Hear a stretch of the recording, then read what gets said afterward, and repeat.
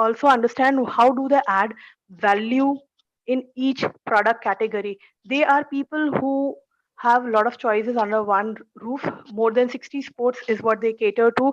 They host training programs. They host event just to market sports and not their products. I'm repeating again, not their products. They are not into selling product. The ideology is selling sports and making sports everybody's cup of tea. So their key brand values that they work on is vitality, truth, fraternity, and responsibility of catering to every sport, whether it is tracking, whether it is scuba diving, whether it is cricket, whether it is hockey, whether it is any sports that you name. Can we go to the next slide, please? Ma'am, the next slide, please. Yeah, if you talk about the industry, the basic reason why I have chosen decathlon in the Indian context is there is a large unsaturated market with respect to the sports equipments and sportswear. With the rising GDP and disposable income, the growing middle class, the young population today we see is engrossed with a lot of immunity, health, and physical ailments. This is one point where Decathlon wants to intervene and organize sports event and make everything related to sports available. If we talk about just walking and jogging and stretching, they have three different products with three different level. They call it beginners, professionals, and intermediate. So they have three different shoes. This is a small example. If you go to the store and say that I want to begin walking just for my physical fitness, they have three categories: beginners, intermediate, and professionals. So depending on the kind of need, they are so niche in their product, but they are specific in their delivery. What is the purpose, what is the need, and accordingly they will satisfy the need. But the issue is, does the consumer understand this ideology behind Decathlon's working, and why do they compare or substitute the unorganized sector's product with this quality level of the product that they have to offer? Next slide, please, ma'am. With the sports gaining a lot of progress here and a lot of limelight with the Kabaddi League and Khelo India movement, they are trying to cater to this segment by positioning themselves as a brand which talks about sports and not about products. So if we talk about the company, there is something called passion brands. They call it passion towards a product, passion towards scuba diving, passion towards cricket, passion towards volleyball, passion towards trekking, biking, hiking, and they call passion brands. When they say passion brands, it is a house of brands where they have developed individual brands for each sport category, and they are working at a margin which is about 30 to 40% lower than the competing products, putting all the pluses, putting all the values and the advantages towards towards their side. What is troubling them is, why isn't this being communicated, or why is the consumer not getting our ideology? Why are they comparing us to the leading brands which are more into limelight and high cost, high margin products? That's the question that we are going to answer with the case. Go to the next slide, please, ma'am. Next slide, please, Mamta, ma'am. Yeah, the key issues that we'll be addressing is the market is accustomed to international brands, as I have already said, in the organized segment, while the unorganized market is dominated by the local brands, which is always there in the market. Quality and price are two issues in this market, because this is a price sensitive market. If I have to put generalize it, India is a price sensitive market in a broader term. But coming back to the sports equipment, quality matters. The person or the individual who is in the sport, he or she can only feel and evaluate the quality of the equipment as this or the sportswear whatever he's purchasing. The major issue with the mindset of the consumer is that they are equating the both. When I'm saying both, I'm talking about the organized as well as the unorganized market. If somebody wants to buy shoes, let's go it as general, then the problem is decathlon doesn't hit the top of the mind recall. So that top of the mind recall is the issue that we are catering to in this case. Next slide, please. Ma'am, next slide, please. Mamta, ma'am. हाँ जी हाँ जी Hello. Okay, so what I have recommended, as the case is a teaching case, we wanted to lead the students towards a brand prism, which is developed by Kepfer. Ma'am, the previous slide. Capfero's brand prism, where we try to connect the brand and the brand elements, the character, the essence, the features of the brand with the consumers by portraying different aspects. When we analyzed this brand with respect to the Indian context, what we understood is the physique of the brand is very, very well known that Decathlon is a sports brand, but the personality, what does it stand for, is not clear in the minds of the consumer. This is what we found out by a small pilot survey that we did. This is not included in the case, but this is the consumer's mindset that we find out. The relationship building, which Decathlon is slowly and gradually catching up, is they are building their brand through young minds. They are organizing events, sports events at their shop, at their floor, as well as at the schools and tournament level, where they are catering to the young minds and trying to call them to their store to understand that it is not about only shoes. It is about shoes for three different three different sports that they are catering to: self image, reflection, culture. There's a culture which I personally felt, which needs to be felt by the customers. What they are doing, the strategy that they have changed after understanding that the organized and the unorganized market is being equated, is they are trying to cater to the nimble minds of the school students, where they are trying to get into the image, the head of the consumer, by saying that sports, and with sports, whenever you say sports, it should be decathlon, and that is the way of life. The next, please. Next slide, please.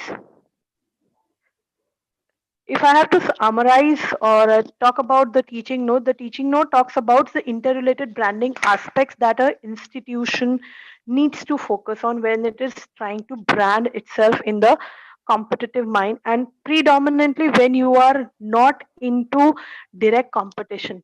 The brand is not into direct competition with the market leaders, but they are being equated. So the idea of not focusing on the market leader, this is most important to them because they are equated. So when they're talking about the organized sector only, they are not being equated with the brand leaders. That is the first concept that they are the issue that they are catering to. Number two, when they talk about the unorganized market, it is the quality that puts them apart from other brands. This is what the teaching notes talk about. When the teaching note also discusses some elements of brand elements, when you formulate a brand, the brand elements, the character of the brand, how does it goes into the consumer's mind. And very importantly, when you are into international market, there are specific markets which need some different strategies, and the cultural values are different. So reputation of the brand in the minds of the consumer is most important. Decathlon has a strategy of cutting down prices for each and every product, because they recruit sports enthusiasts. They keep on continuously innovating their own products, and they keep on reducing the price. So for example, if they bring down the, Swati yeah. ma'am, 1 minute to go. Yep. 1 minute. Okay. Okay, I'll just summarize. When they slash down the price, it is not just because the quality has gone down. It is just because they are able to innovate in that product category. So this goes into the consumer's mind as if it is a sales gimmick. So that is one thing that they realized, that they had to inform the consumers that if we slash down the price, it is not the quality which is being compromised. There is some value addition that they have done at their back end, and this will continue for the rest of the life of the product. So these things, the small things which create the brand image in the minds of the consumer, needs to be communicated. Can we go to the next slide, ma'am? Yes, ma'am. So, what is the student or what is the learner trying to learn when they go through the case? One is to bring out the interrelated branding aspects for building a brand. Building a brand is a gamut of activities, strategies, tactics, depending on the market and the consumer. That is one objective. And the other is to link the brand elements and connect it to the end consumer. linking it to our own ideology internally is fine, but until unless it is linked to the consumer's end, the way consumer perceives it, it is incomplete. This is the learning objective. Thank you so much. Ma'am, you can go to the next slide. Thank you so much, and I'm ready for questions. Please. Sarun ma'am, please. Okay. Who first? Mr. Raj, Professor Rajiv? Please go ahead. I will ask you after you. Okay. You first. Sorry. Okay, then I will ask. Oh, So, yeah, Swati, can you hear me? Yeah, sir. You're audible. Please go ahead. So, I have what I wanted to understand from you is this that I was lost. That is this an illustration or is this a case study? I mean, how are you justifying this to be a case study?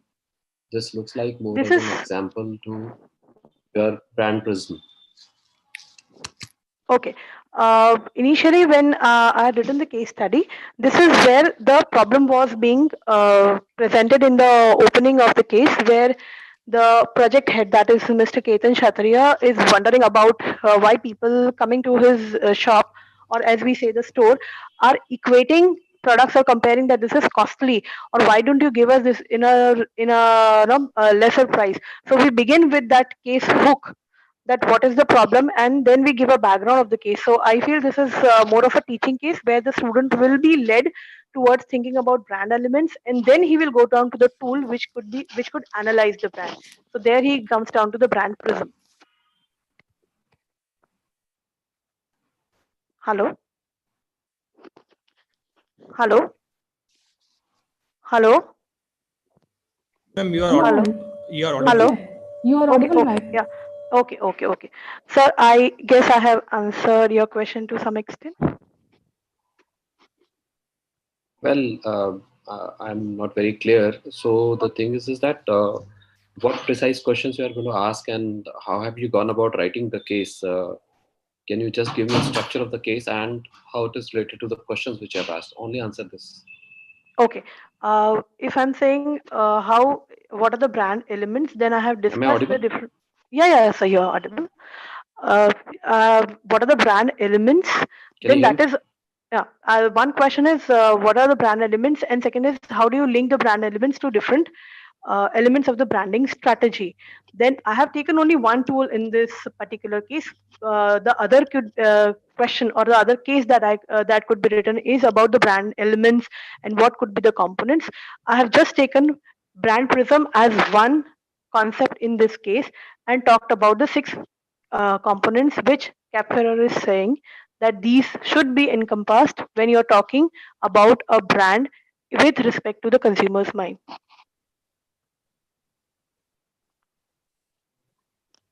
Okay. Over to you, ma'am. Uh, Okay. My turn, right? Okay. First as all, I would like to know why you choose this branding. I'm not Sorry, clear. Why you choose this branding? why I choose branding? Okay, when I went, this was a simple interview. When I went to the store for an interview, he came up with the idea that saying French retailers, sports brand, this is very much there in the consumer's mind. The only problem that he was facing, the issue that he was facing, is he was being equated. The brand was being equated with anything and everything. So when I went to the store, I also said that you are as good as Adidas or Nike or Puma, and that is where it struck, that we are not equivalent to those brands. We don't want to fall into that category. This is what the misunderstanding is for the consumers as well. So that's when I took it up as a branding issue. Presentation coordinator. Yes. Firstly, for your correct data is why is 2008. Sorry, ma'am, your voice is cracking. Can you please repeat it? Uh, you cannot hear me. Yeah, I can hear you, but your voice is cracking. Just see if you can repeat it, please. Okay. Firstly, why you collect the data from 2008, right? You collect the data. Huh. Why Since it's not 2008, updated? Yeah, 2008 is the milestone that the project manager counts here. That since 2008, this was the first milestone that we achieved in the Indian market. So it is 2008. Then it is 2018. What is their the number of stores that they have established in India? So 8 is a milestone, and then 18 is a milestone for them. Okay, it's okay. Okay, thank you. That's all. I'm clear for your Thank you. answering. Thank you. Bye Thank bye. you. It's a nice presentation. Sir, ma'am, can we move to the next Thank you so much. presentation? Thank you so much. Thank you. Yeah, please go to the next. Okay, thank you, sir. So the next presentator, I'm calling Colonel Venkat Raman. Sir.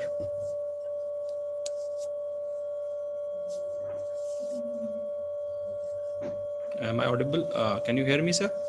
Hello, can you hear me? Yeah, I can hear you clearly. Yes. Good morning. Yes. Okay. Good morning, sir. Good morning to you, sir. Okay, I'll just switch on my video also. Okay. Give me a second.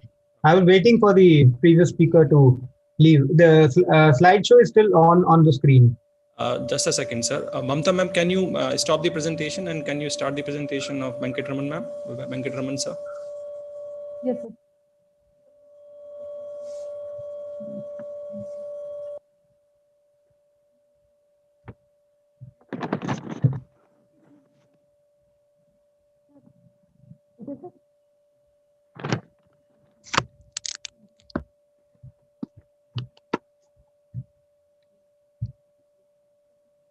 Hello. Yeah, just a second, sir. Just wait. Zarur. Sure.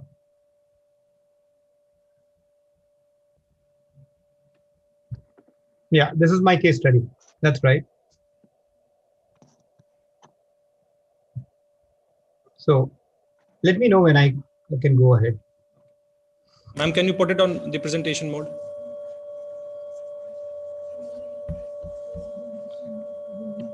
It's not coming here.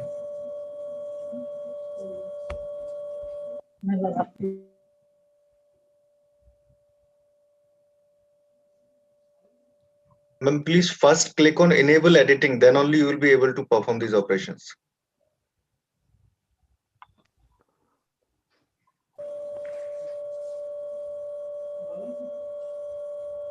Now it's okay. Sir, is it visible on your screen? Yeah, very much. It's on slideshow. Thanks. Okay, thank you, sir. You can proceed, sir. Good morning to everybody. At the outset, I would like to thank the Institute, Prestige Institute Gwalior, for giving me this opportunity to firstly accept my paper and also to present today. Yeah, I know I have 15 minutes and already we are kind of a little behind schedule. So I won't really waste much time in niceties. I am a retired army officer and I've been teaching for the last 15 years in B schools, various B schools in Mumbai. In fact, Swati Khandelwal is the lady who introduced me to Prestige Institute and sent me, so I must thank her as well. Now, I am presenting this, I have written this case study on inside sales. It's me and Dr. Parth Shukla. Dr. Parth Shukla is also a full-time faculty at Aditya Institute of Management Studies and Research, Mumbai, where I teach as an adjunct for 4 days in a week. Inside sales is something that caught my goat because it's very, very pertinent today in the times of COVID-19, where everyone is locked up and selling has become a nightmare indeed. So I'm sure people would have read the case. I've written it with a lot of effort because writing a story sometimes is not so easy. But all said and done, yes, I have been able to make the presentation also exactly as per the requirement of the institute.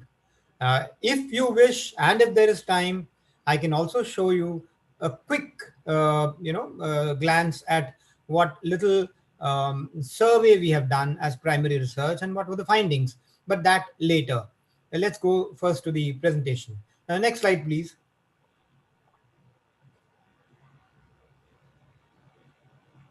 Thank you. So these are the contents as given by the institute. Let's go to the next slide, please. Okay, sir. Yeah. So the problem was very simple in the case study. Is it possible to sell to customers without meeting them in person? Because selling, as you all understand, is difficult right at the outset.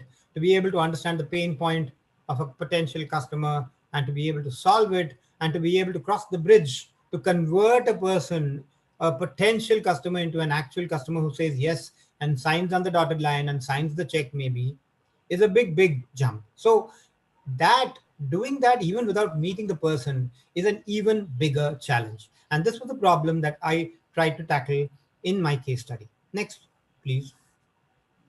Yeah. So this is a continuation of the problem. Selling is tough even when meeting potential customers physically. Lockdown has made it impossible for anyone to move out and meet anyone in person. We all know how we were indoors and we couldn't move out. We were shit scared of contracting the disease in the first place. So we had to move around with masks. In such conditions, it was impossible to meet customers initially. COVID-19 drastically reduced the buying power of customers also. Now, this was a double whammy. On one hand, you say, don't go and meet customers. And on the other hand, you say, well, you sit at home, so you get half your pay, which of course may be unethical, illegal, but it has happened all over the country and all over the world, maybe. So when that happens, the buying power is also reduced. In such challenging environment, how do we sustain the business and earn profits? This was exactly the beginning of the case study. Next one, please. Yeah, I have tried to concentrate on the pharma industry. Yes, in hindsight, we might say the pharma industry is the industry that has profited quite a bit by the COVID, but that probably a little later. Initially, it felt a shock, and again, because the pharma industry had a lot of potential, how did people who were in the pharma industry use this potential? I tried to tackle that. So, looking at the industry, 20% of global exports.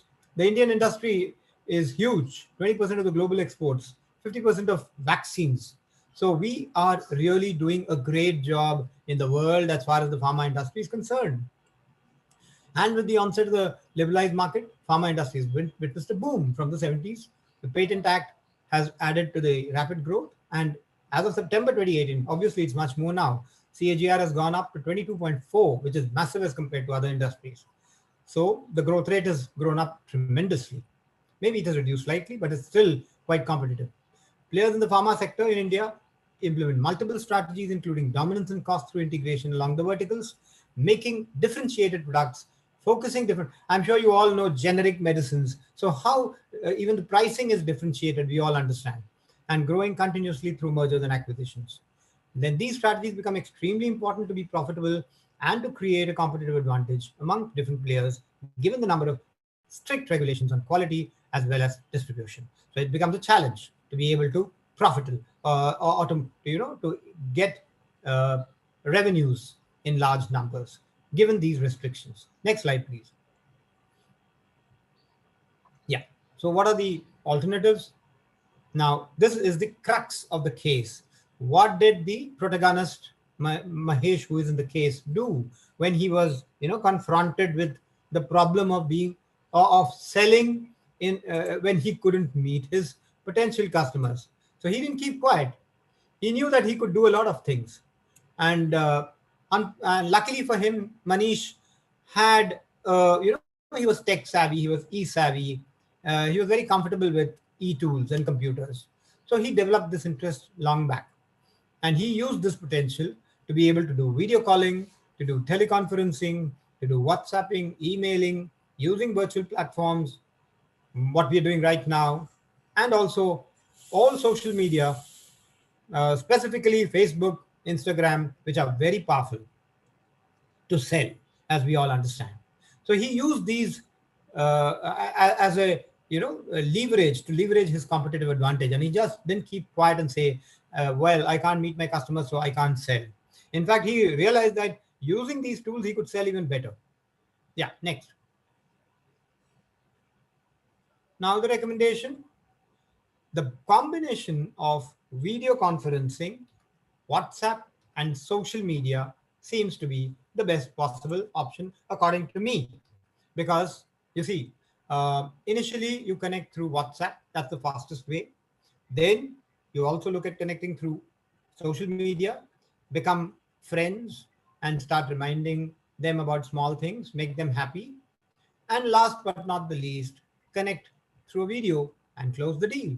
That's it. So that's how it could work. Okay. And this really works if you use that order. WhatsApp today is a very powerful tool. It's so quick, it's so convenient. At midnight, I can WhatsApp somebody and they may or they may not see it. And even if they don't see it, they'll see it first thing in the morning and respond, hopefully. Yeah. Implementation. The next one, please. Sir, you have 1 minute to go. Okay. So this is what it is. You can read it quickly. How do you invest? How do you have the right skills, persistence, social media etiquettes, innovativeness, and first mover advantage? Okay, let's skip it. Now, these are the objectives. You can take a look at the objectives for the case study. When I have, I am planning to use this case study for my students. So this is how I plan to use it. And this is the teaching strategy. Yeah, the next slide, please.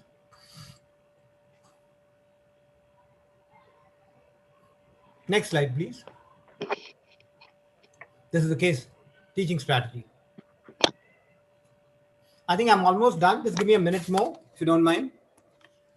Yes, Yeah, next slide. Next slide. The final summary of the case. Discussing the challenges by the COVID-19 situation for sales teams, how they're taking the assistance of technology and social media, looking at the experiences of a senior manager. I've named him Manish, and giving out the key advantages of using the techniques of inside sales. So inside sales is very simple. You sell without meeting your customer. So how can you sell without meeting your customer? That's it. So this, in the new normal, this is what we need to do. And tools are also very clear. Truths that one needs to remember are also given. Next slide, please. Yeah, that's it. Thank you very much. I think I'm done. And I hope people read the case study also, because like I said, it's quite interesting and detailed.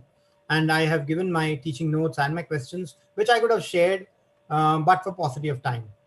I'm ready to take on questions. Thank you, sir. Thank you for your presentation. Sir, Rajiv, sir, and ma'am, please, questions. Yeah, so can I ask? Yes, sir. So, Colonel Saab, first of all, thanks for the presentation. Thank you, I sir. really enjoyed your presentation skills. There are Thank you. only one or two questions which I have. Sure. Is this that this case study is more about sorry, my dog is barking at the No, it's okay. background. It's okay.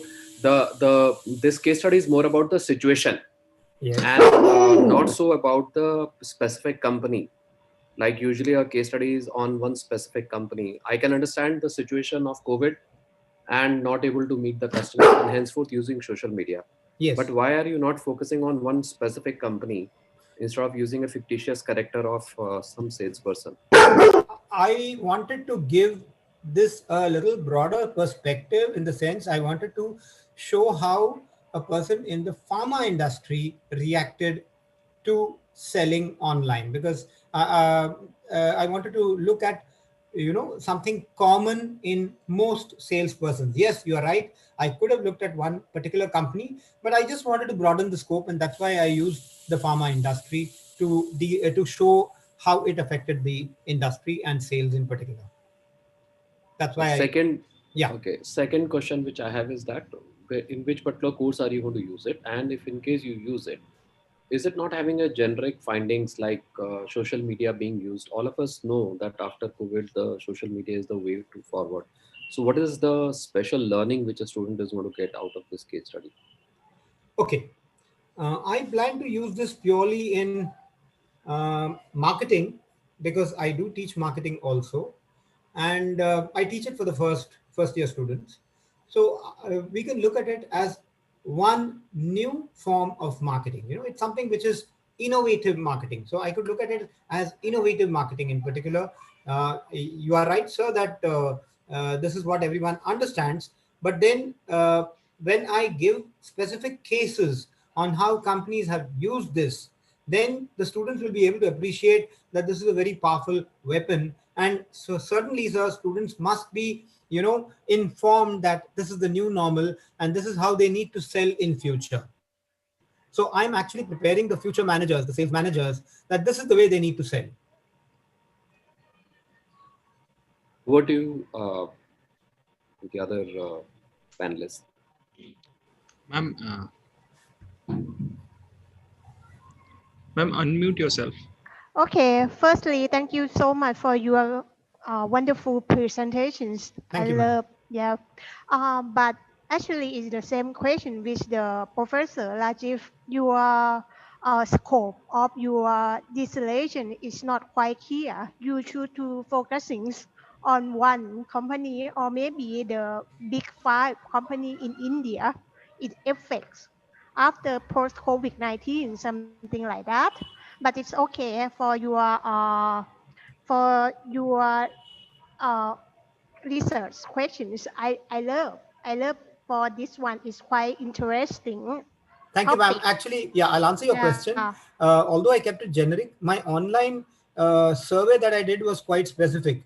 If somebody can allow me, I actually contacted almost 25 respondents in India in sales and asked them specific questions on how they, managed the COVID situation. So I yeah, did get very specific responses. yes. Thank you. And one thing you should to focusing about the how important for this your area, because it's like the first slide or something like that. You did not clear for how important much. You know what I Okay, ma'am. mean? I Yeah. understand. I will include that. I agree. Thank you. Yes. Thank you so much. Have a nice day. Thank you very much, ma'am. Bye. Thank you, Colonel sir, and it's really nice presentation. Thank you, sir. Thank you very much. Thank you. Good day. So, now coming to the next presentator. The next presentator is Dr. Adil Kazmi. Can you hear me? Dr. Adila Kazmi? Yes, sir. So, okay. Mamta ma'am, serial number 2, Adila Kazmi.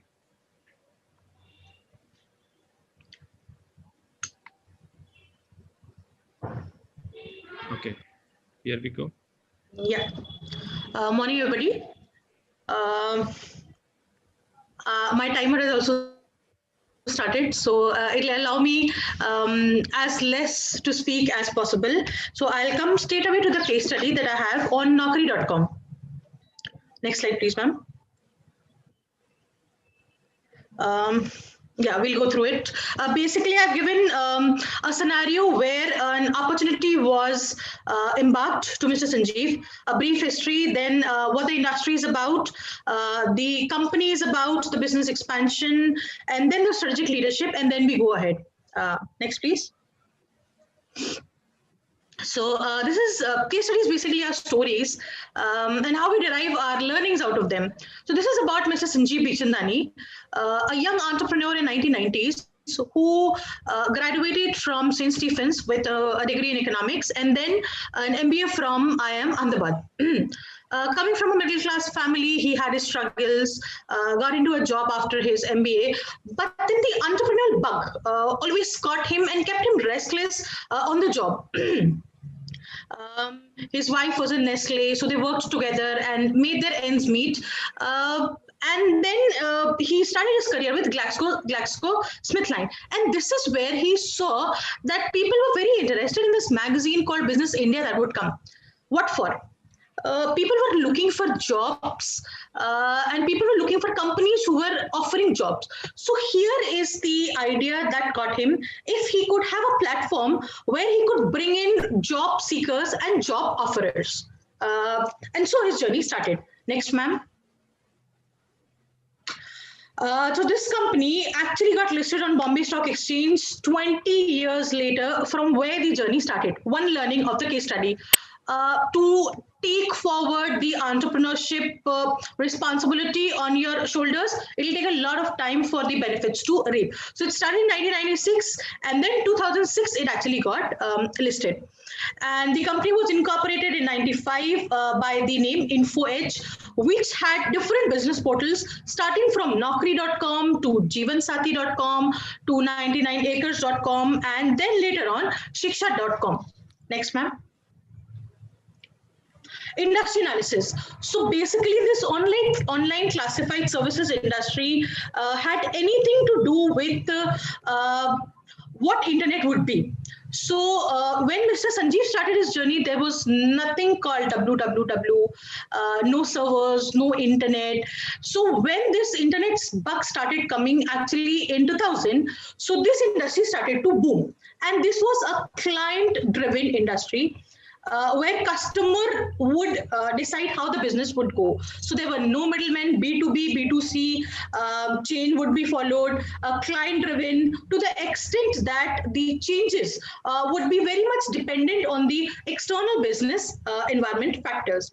And online classified servers, like in the last point, they started diverting to different areas like property, rented apartments, even establishing intimate personal relationships, as in like matrimony services offered online. Blogging, travel. Next, ma'am. Company. So what this company actually did, it was born in 1990s because internet was at a boom. Started to just come. In the first year, it had just a business of 2.35 lakh. With 14,000 internet users. It doesn't even look real in today's time. Second year, the revenue jumped to 18 lakh. The next year, the revenue jumped to 36 lakh. And then it took some time, some patience for the entrepreneur in Mr. Sanjeev to actually make profit. And then 2020 to 2020, if we talk, 574 million users growing at a growing rate of 24%. Next, ma'am. Next slide, please.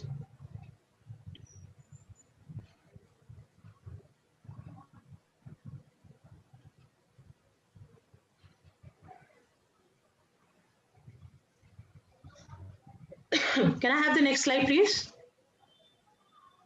Yes, so this is what I was talking about.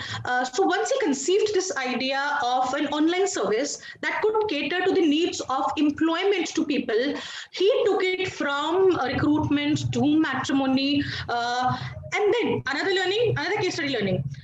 He was always on the lookout of expansion. He was always on the lookout for opportunities.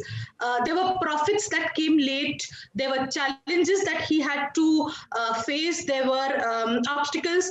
And then he used Mr. Sanjeev, used his personal contacts to as a way forward to his entrepreneurship.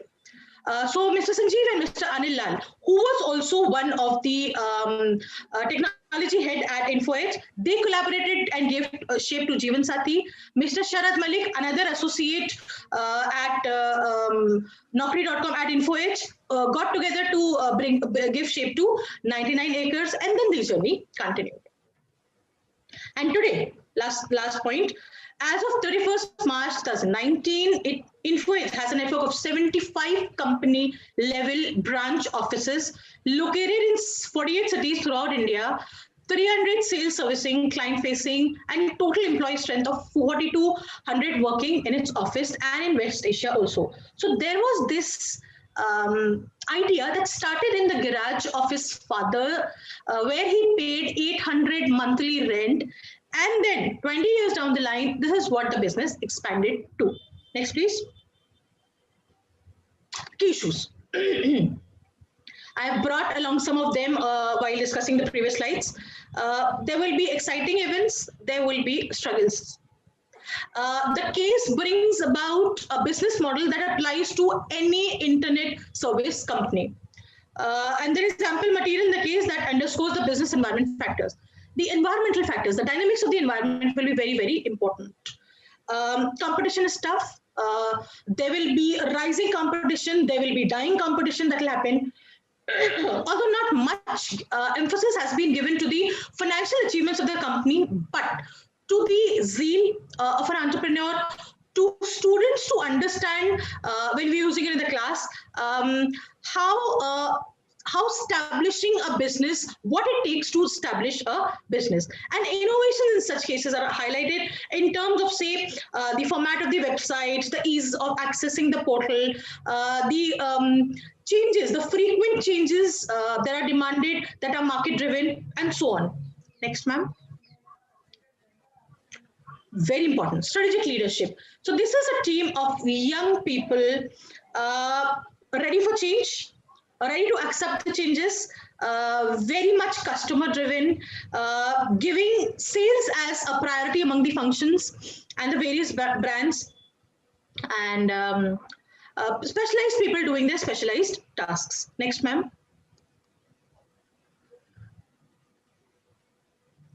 So this is what I spoke to you about Naukri.com. Next, some figures of Jeevansathi.com. They continue to change their business models, adapted to environmental factors. For example, Jeevansathi reoriented with a focus on specific communities in North and West India. And then the numbers rose. The competition also rose. Next, ma'am. It was a new idea, selling property online, but then it worked. It was launched in 2005.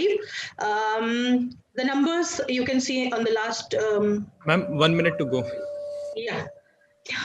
Next, please. Shiksha.com. They went into education as well. Next. Key factors. Yeah. You need to build your brand, customer recall, heavy marketing, advertising expenditure, regular investment in marketing efforts.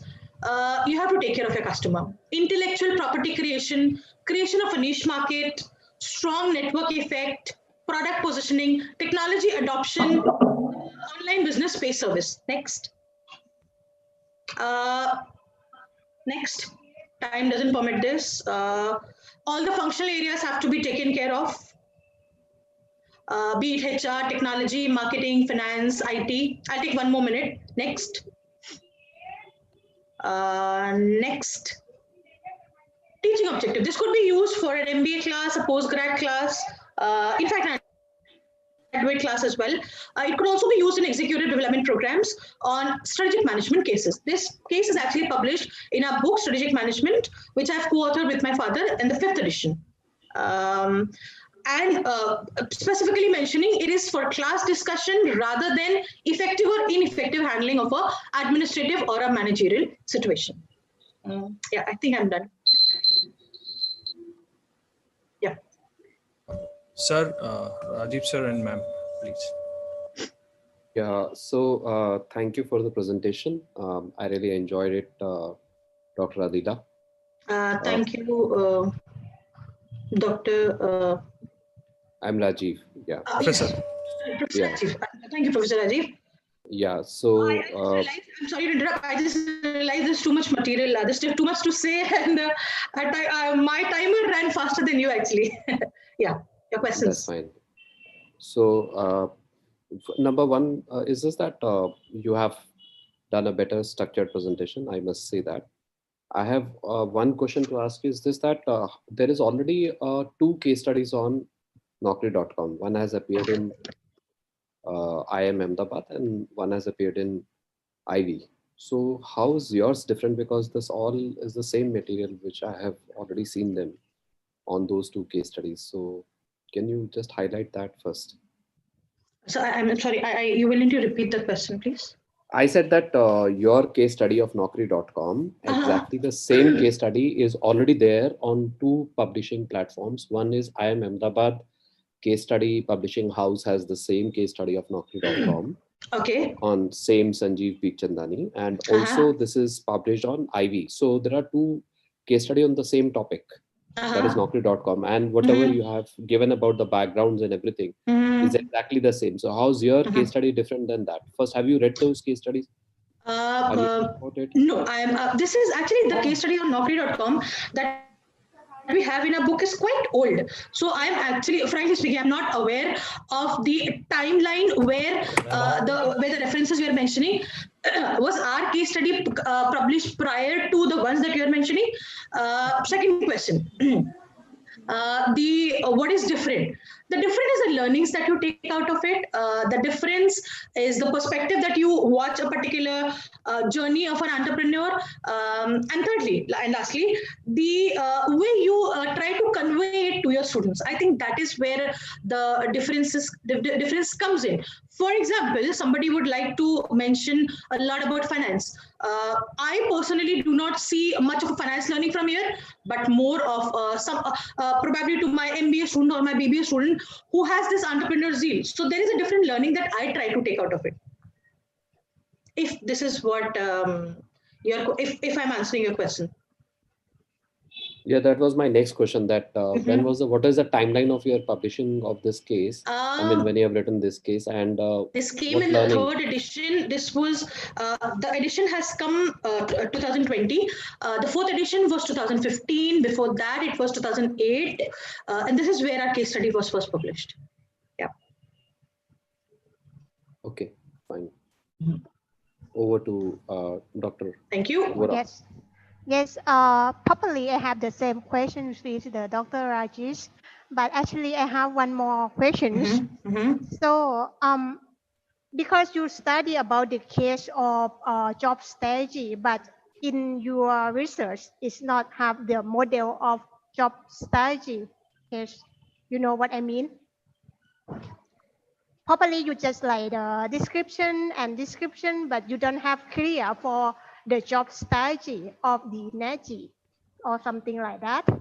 Because actually I just like accommodation, but it's just recommendation. That's all. You don't need to answering, but just recommendation. No, I would love to answer. The thing is, if you're asking, if I'm getting your question right, are you asking me? I do not have the strategy for this research. Yes. Strategy for research for the case study, as in like. Yes, that's right.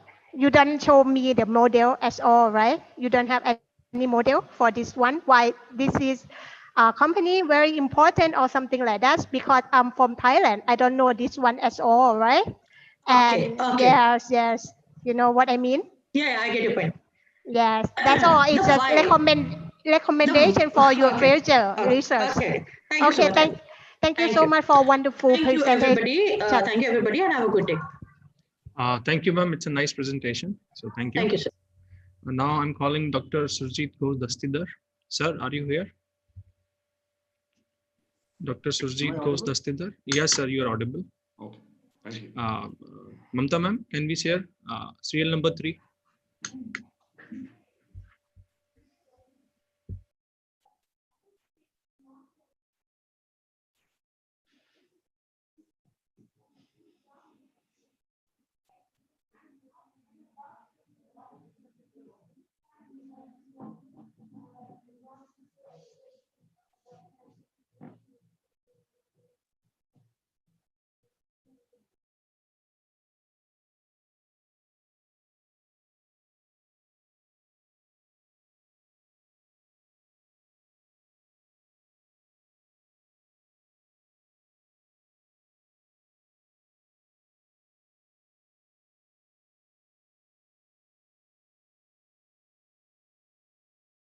It is not here, ma'am.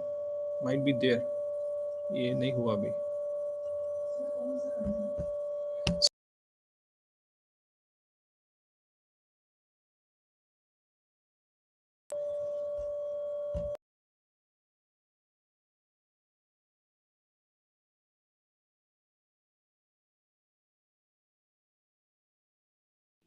Yeah. Very good morning to all the jury members and my fellow participants. So since we have very short amount of time, so I will just quickly take you through what is the case study all about and maybe spend more time on the teaching note. Okay. So next slide, please, ma'am. So the idea of this Tazzo bikes, I mean, I will just try to take you through what is the idea and how the idea has evolved. So what is that customer pain point that that the founders of Tazzo bikes were trying to solve? So it all started in the year 2015 when Priyam Saraswat, who was one of the co-founders of this particular company, came back from Saudi Arabia to Hyderabad and was trying to go to one of his friend's house, which was around maybe 20 kilometers from one end of the city to the other, right? So now, a cab ride would maybe around cost him around say 600 rupees, which was quite costly. I'm talking about 2015. and if of course the public bus system was there, but he had to change some 3 routes thrice to reach to his friend's place. So at that point of time, Priyam started to think like, what can there be a better alternative mode of commute, which is much more convenient, and not only that, it is much more pocket friendly for daily commutes. That's where the idea of Tazzo bike started. Okay, of course, that is not the decision point. The decision point in this case is basically, I mean, just to take you quickly, is like it is right now we are talking about the timeline of 2018. So they have already run the company for 1.5 years, and they have would like to scale up the company. So they have got some angel funding from DSG consumers, as well as from the Oberoi Group as an angel investor, around 1 crore plus kind of funding for the first phase of the operation for around 12 to 15 months. Now this is somewhere in the early January 2018, and they want to scale up. Now the problem is like, in order to scale up the because it's a quite heavy, I mean, it requires a lot of investment to scale up, and the founders are finding it difficulty to convince the investors to pump in more money. Okay, so that's where the problem is. Ma'am, next slide, please. Yeah. So this is the, I mean, what is Tazzo bike? So what they thought of, okay, so can we have an alternative mode of commute, which is much more cheaper, much more convenient, and much more user friendly to the average consumer. So the very USP of this particular business is like, it's an app-based booking of self-driven bikes. So that means if you can choose a particular time, and you can also choose a particular kind of bike that you would like to travel. So for example, you can choose an Avenger or maybe a Bullet or whatever it is, and then it has a differential pricing. So it is app-based booking, so you can choose a particular slot. So that particular bike will be delivered to your doorstep within an average of 20 minutes. So that is the convenience, and it is already preloaded with fuel, and it is app-based, I mean, key. So there is no, I mean, physical key. You can so the bike will be delivered at your doorstep. You can take the bike for a ride wherever you want to go, and if you want that, okay, I want to stop my ride, that is also app based. You can stop the ride, and the bike will be collected from wherever you want to stop the ride. Okay, so, and not only that, the bike can also be collected from your home also, and there is no security deposit or any other deposit that you want to pay. Okay, so that was the USP of this particular Tazzo bikes. Next slide, please. Yeah, so this is the idea. So it is basically an app-based commute self-driven bikes, where you can choose the location, choose the time. You can book a different, I mean, bike depending on what is your, and there is a differential pricing, and then and so it is like I mean, around 4 rupees per kilometer. So that is what, and it is already I mean, pre-filled. So you don't have to go to the gas station and fill the bike and so on. Next slide, please. Yeah, so I will try to skip some of the slides. Next slide, please. Next slide. Yeah, so these are some of the key KPIs, given that they have started somewhere in 2016, and this is about till 2017 March. So they have done maybe around 12 to 15 months of business. So the revenues, the gross revenue crossed around 15 lakh plus. With 70,000 total number of rides, of which 62% are repeat customers with an average ticket size of 250 rupees. Okay, and there are, by that time they had some 65,000 plus downloads, app downloads of that particular Tazzo app. Okay, so these are some of the key KPIs I just wanted to highlight. Next slide, please. Yeah, next slide. Next slide.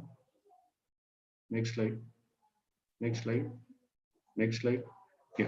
So given the, I mean, due to the paucity of time, I just wanted to highlight what is that case all about. So these are the 4 primary objectives that I've highlighted. So the case will try to, I mean, evaluate the on-demand bike sharing landscape in India, conduct a comparative analysis of the bike sharing industry, discuss the business model, and understand the different funding option and its pros and cons. So this is primarily meant for a entrepreneurship course, where we would like to highlight the different funding options at different stages of the business, and the what might be the business model, and can we analyze that on-demand bike sharing business model. Next slide, please. So these are the discussion questions that I wanted to highlight. So I have given some 6 questions for a class of some 90 minutes, starting with like, what is the Tazzo bike all about? What might be the impact of the on-demand bike services in like Tazzo in metro cities? So what opportunities and threats might Tazzo face in the near future? Okay. How can, so because it's an app driven self-driven bike, so they can collect a whole lot of data. So how can Tazzo leverage data to add business value? Sir, you have 1 minute to go. Yeah. And then finally look at the different funding options in terms of the advantage and disadvantage. Next slide, please. Yeah, so this is the matrix that I have. So this is the basic framework to understand the strength, weakness, opportunity, and threats. And not only that, how can you leverage like your strength to maximize on your opportunities and so on. Next slide, please. Yeah, and these are the different funding options in terms of like angel funding, the VC, the banks, the private equity firms, and IPOs. So these are the different funding options at different growth stage of your startup. Next slide. Yeah, and this is the final thing in terms of like what are the, so there are different funding options. So what are the different advantages and disadvantages of each of the funding options, starting with the angel investors, then the venture capital, then the banks, the private equity firms, and the IPOs. So that is all in terms of what is that I am trying to bring in this particular case. Okay, thank you.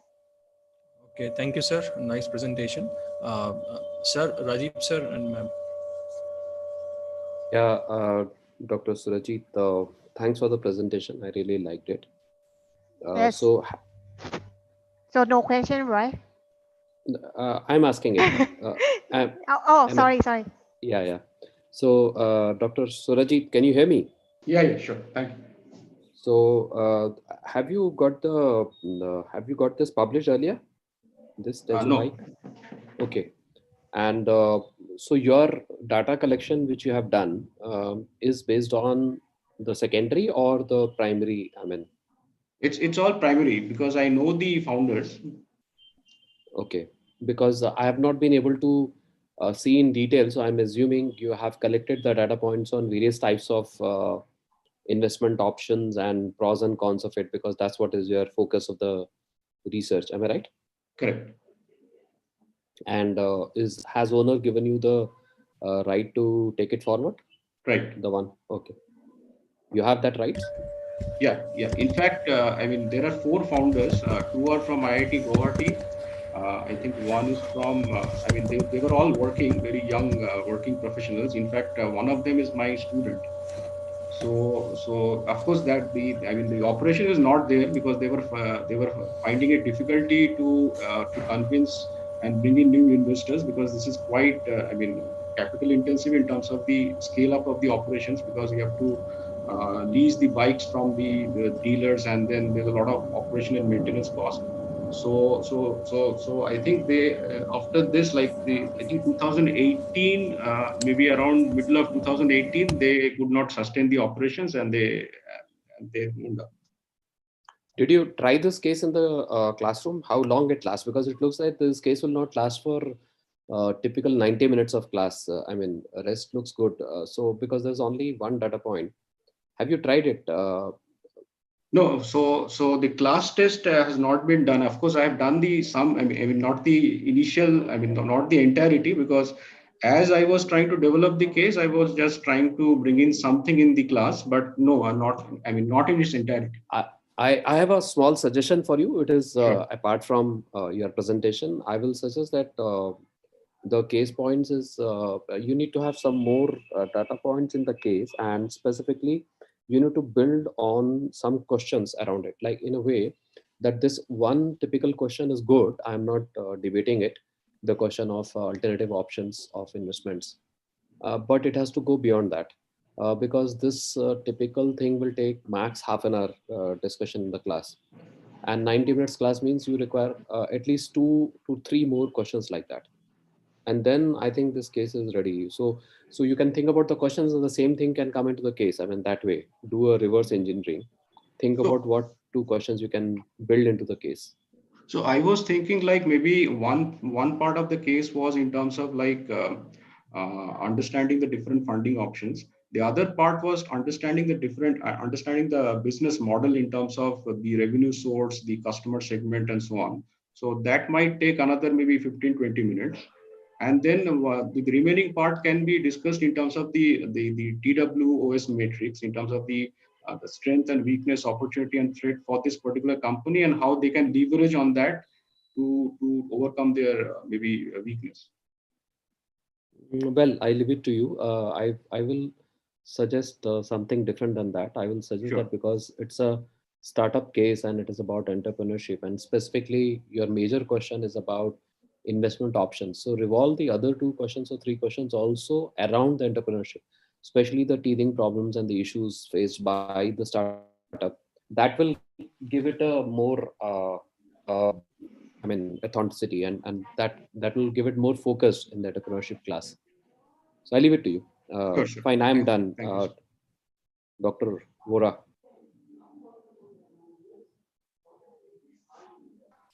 Dr. Wakaman. Okay, for me is the actually Professor Rajis is like the clear or the poet, as I'm happy the question with some questions same Dr. Rajis, and I would like to thank you so much for your presentation. I love the topic, but one more thing, you should to put some how important and necessary for this the much more clearly about the why you study this company, why is very important for your city or your country, something like that.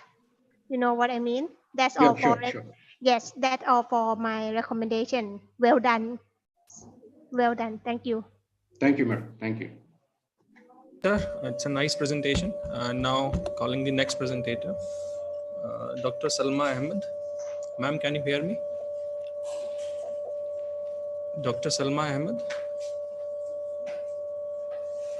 Yes, I can hear you. Okay, ma'am. Mamta ma'am, can you share the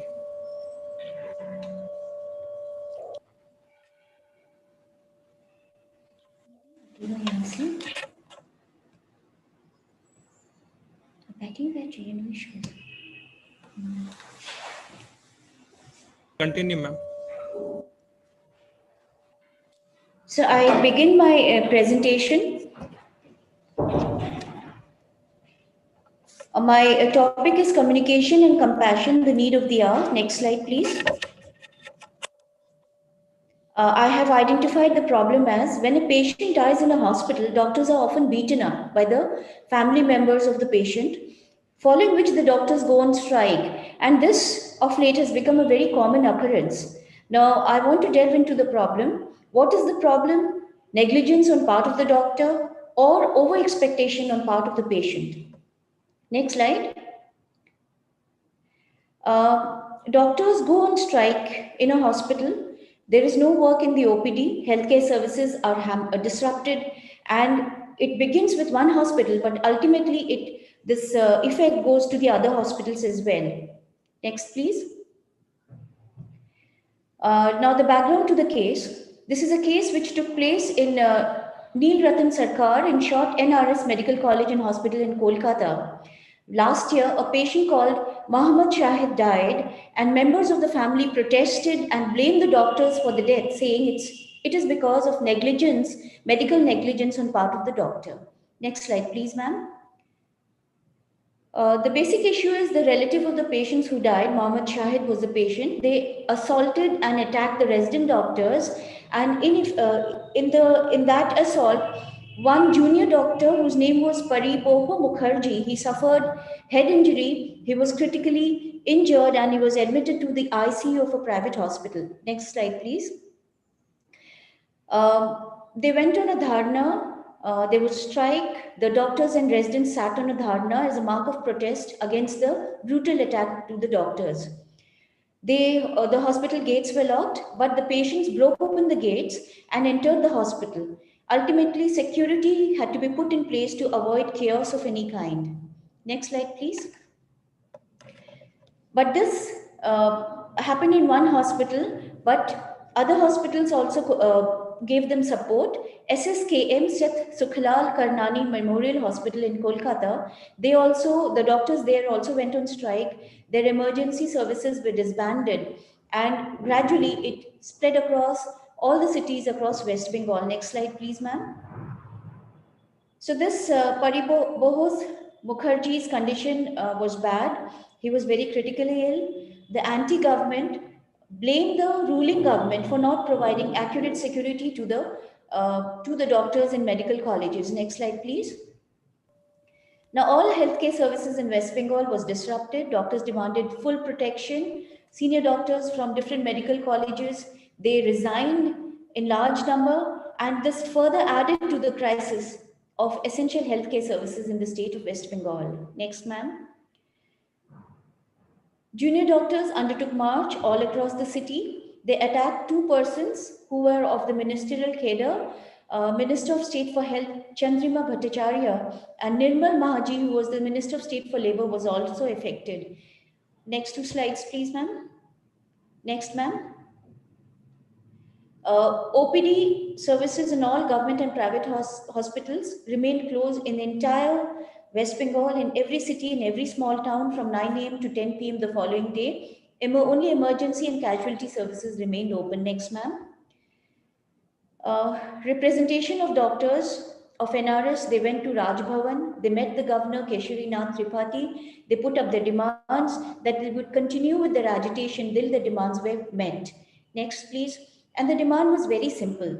They wanted proper security with armed policemen at all hospitals. Arrest of culprits involved in the NRS attack, Neel Ratan Sarkar Medical College and Hospital attack under non-bailable sections. Next. The basic objective of the dharna and the protest and the strike was to draw attention on everybody to the misdemeanors of the relatives of the patients, firstly, then to demand security to be given to the doctors who are working in the hospitals. As of late, this has attacking doctors had become a very common feature. Next, ma'am. There was wide discussion on social media, and what is more, it took a particular color because the patient who died belonged to a specific religious community.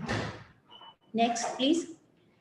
The BJP leader, Mukul Roy, who was the opposition group, they blamed the government, Trinamool Congress, for not taking action immediately, for not controlling the adverse situation, simply because the patient came from a particular community. Next, please.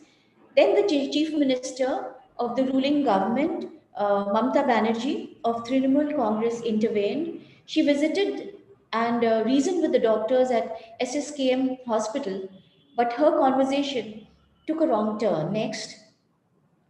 The chief minister issued an ultimatum to the doctors that you have to join within 4 hours, failing which action would be taken against them. Rather than controlling the situation was more aggravated. It became worse. And the principal of NRS Medical College, Saibal Mukherjee, and also the medical superintendent resigned. Next. Mass resignation also ensued at NRS Medical College, and the faculty said, in their words, I'm quoting their words, the ongoing suffering of junior doctors and patients, which are yet to be addressed, is putting us in great pain.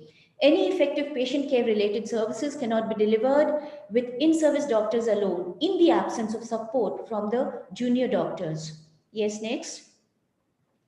Within a week, mass resignation ensued from all the hospitals across and medical colleges across the state of West Bengal. The list is endless.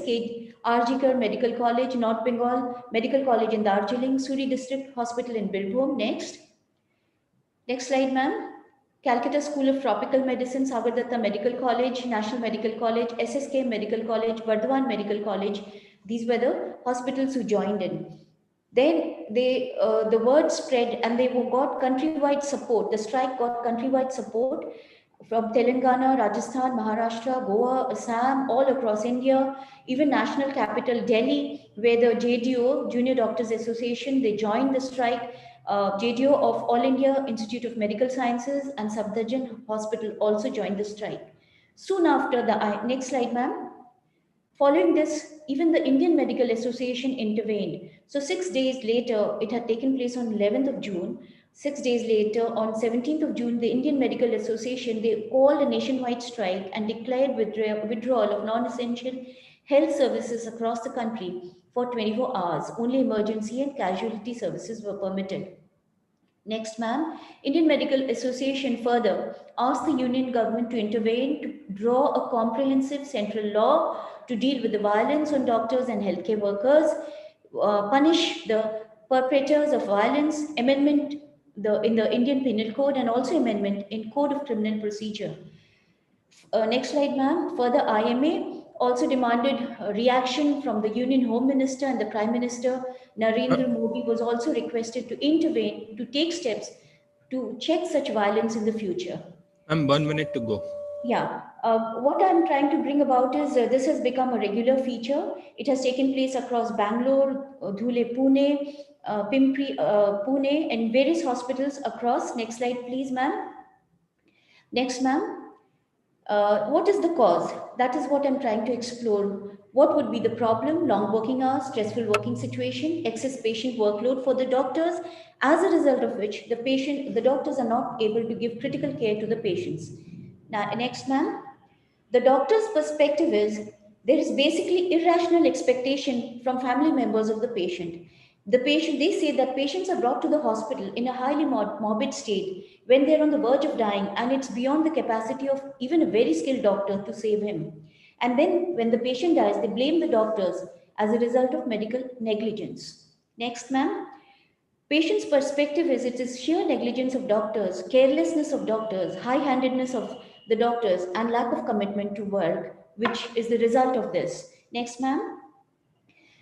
Doctors are also believed to be infallible. What is the basic issue that these have become a common occurrence? Is it lack of communication, lack of compassion, and therefore finally a lack of trust between the doctors and the patient?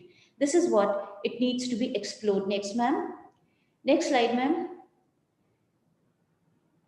The objective of my case is for any relationship to grow, and I'm trying to emphasize that there is a need to build trust, and in order to build trust, next, ma'am, there is active listening and communication is a must. Doctors must listen to the patient party patiently. Time's up. Yes. Can you put the summary, ma'am? Yeah, empathy in acknowledging fears and also providing emotional support. Next. Yes, ma'am, you can go to the last slide. I have also given the solution. Next. This is my teaching note where the abstract is this has become a common occurrence. So NRS incident brought about a consensus on a large scale all across India. Next slide, please. So this is my abstract. I have tried to identify the basic issue, which is the lack of trust between the doctors and the patients. Next. This is my objectives of my case. Next. I have identified 3 key questions. Identify the problems highlighted in the case. What were the causes of the problem? How can such issues be resolved? And in my analysis, I've given my issues, how they can be resolved. Next. This is my target audience. Next slide. And these questions can be undertaken for a discussion of a class size of 40 in a time period of 60, or it can be given for a written test of 10 marks allocated to each question, and time slot would be 60. Yes. Okay, thank you, ma'am. It's nice presentation. Rajeev sir and ma'am. Yeah, thank you, Dr. Salma. I really enjoyed.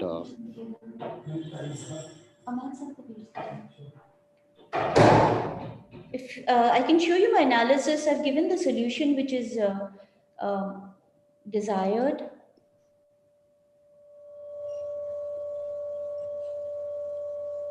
Sir, Rajeev sir. Yes, ma'am. Yes, sir. Yeah. So can I ask you a question? Yes, sure, sir. Okay, so this is a majorly a secondary database. Am I Yes, right, yes, or you have yes. done I a have primary? tried to, yes, sir. I have followed the events which have taken place last year from June 11th, and I have tried to compile them in the form of a case. And you have a, secondary sources also, Yes, reliable sources. yes, The yes. problem only is this with the most of the secondary sources is that the reporters of various newspapers, because I see this as more of a news clippings, is sometimes their own biased views which they push into the newspapers. So I hope you have taken care of that. Yes, sir. Uh, this is one. Secondly, the research which you have done by interviewing the doctors, will it appear in the case study? Because otherwise, if it comes directly into the solution, it doesn't make a sense. I hope you get me what I'm saying. So in the teaching note, if your research is coming up, then it becomes more like a problem and research done by you rather than a case study. So how have you justified that the question which you have raised in the teaching note is being raised in the case study, and it is based on the secondary data analysis only?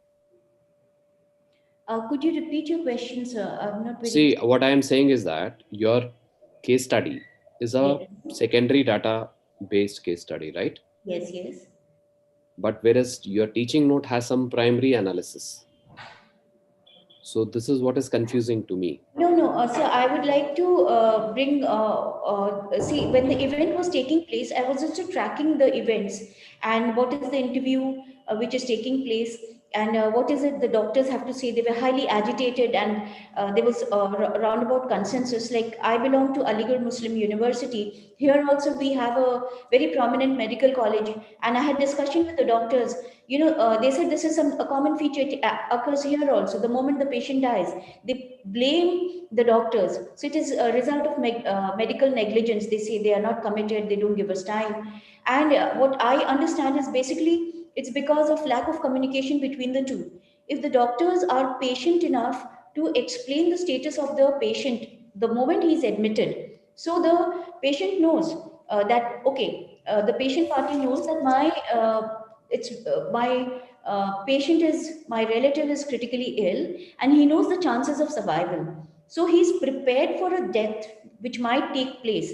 So the percentage of chances of survival is communicated to them. This is what is lacking on from one end. From the other end is the patients also, when they get their own relative to a hospital, they are emotionally attached. So they are not able to accept the fact that he's going to die. So if the doctor is explains and he's empathetic towards the patient, I think it will work. So my focus is basically that whenever there are two parties involved, there needs to be an element of trust, and this element of trust will come only when both parties communicate with each other. They're empathetic towards the role that is played by the other person. So that is what I'm trying to basically assert. Yeah, but my case has been developed basically from secondary data, but I have been watching videos and keeping track of what are the events and how are they being highlighted in the media when the event took place, and I've compiled them all to develop it in the form of a case. Yes, Fine. sir. Over to you, Dr. Vora Kamal.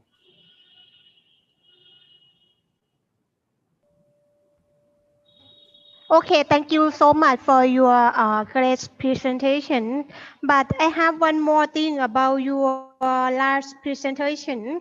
For the technical, how to administer why your card size is 40, where is from the data, where the data from, so you choose the card size of 40.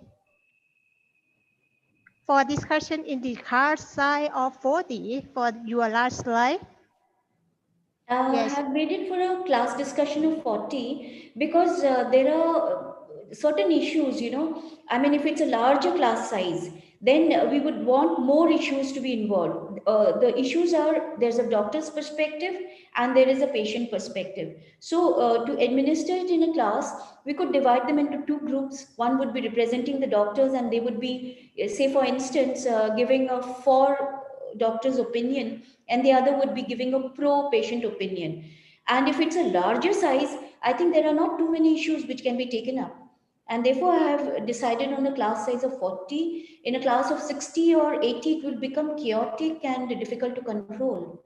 So I think 30 to 40 would be an ideal limit to administer the case. Yes, so or you are answering, you put in your research Yes. for the final, you know, for your final publication. When you got a publication, you need to in depth, right? Where is it? Where is form? Why 40? You know what I mean? Because actually we have so many site of research, and you need to indicate why it's 40. Okay. I Yes. get Thank it. you so much. Awesome I get it. presentation. Thank you. It's a nice presentation. And now moving further, calling the next presenter for Thank the you. session, and Dr. Anand Chitanand. Sir, can you hear me? Dr. Anand Chitanand? Yeah, I can hear you. Okay, sir. Thank you. Mamta ma'am, can we share the presentation? Yes, here we go. Thank you, sir. You can start, sir. Yeah. Good afternoon, everyone. Thank you for giving me an opportunity for making this presentation on digitalization journey at ABC Limited. I've used ABC Limited as a kind of a mask name of a company where I worked earlier. I have not put the real name of the company into the case study because of no formal permissions. But this is a real case. So, ma'am, can I go to next slide, please? The content of the presentation, I will be beginning with the problem statement, then a brief history. Primarily, this case relates to paper-based or manual processes that are happening in the organization.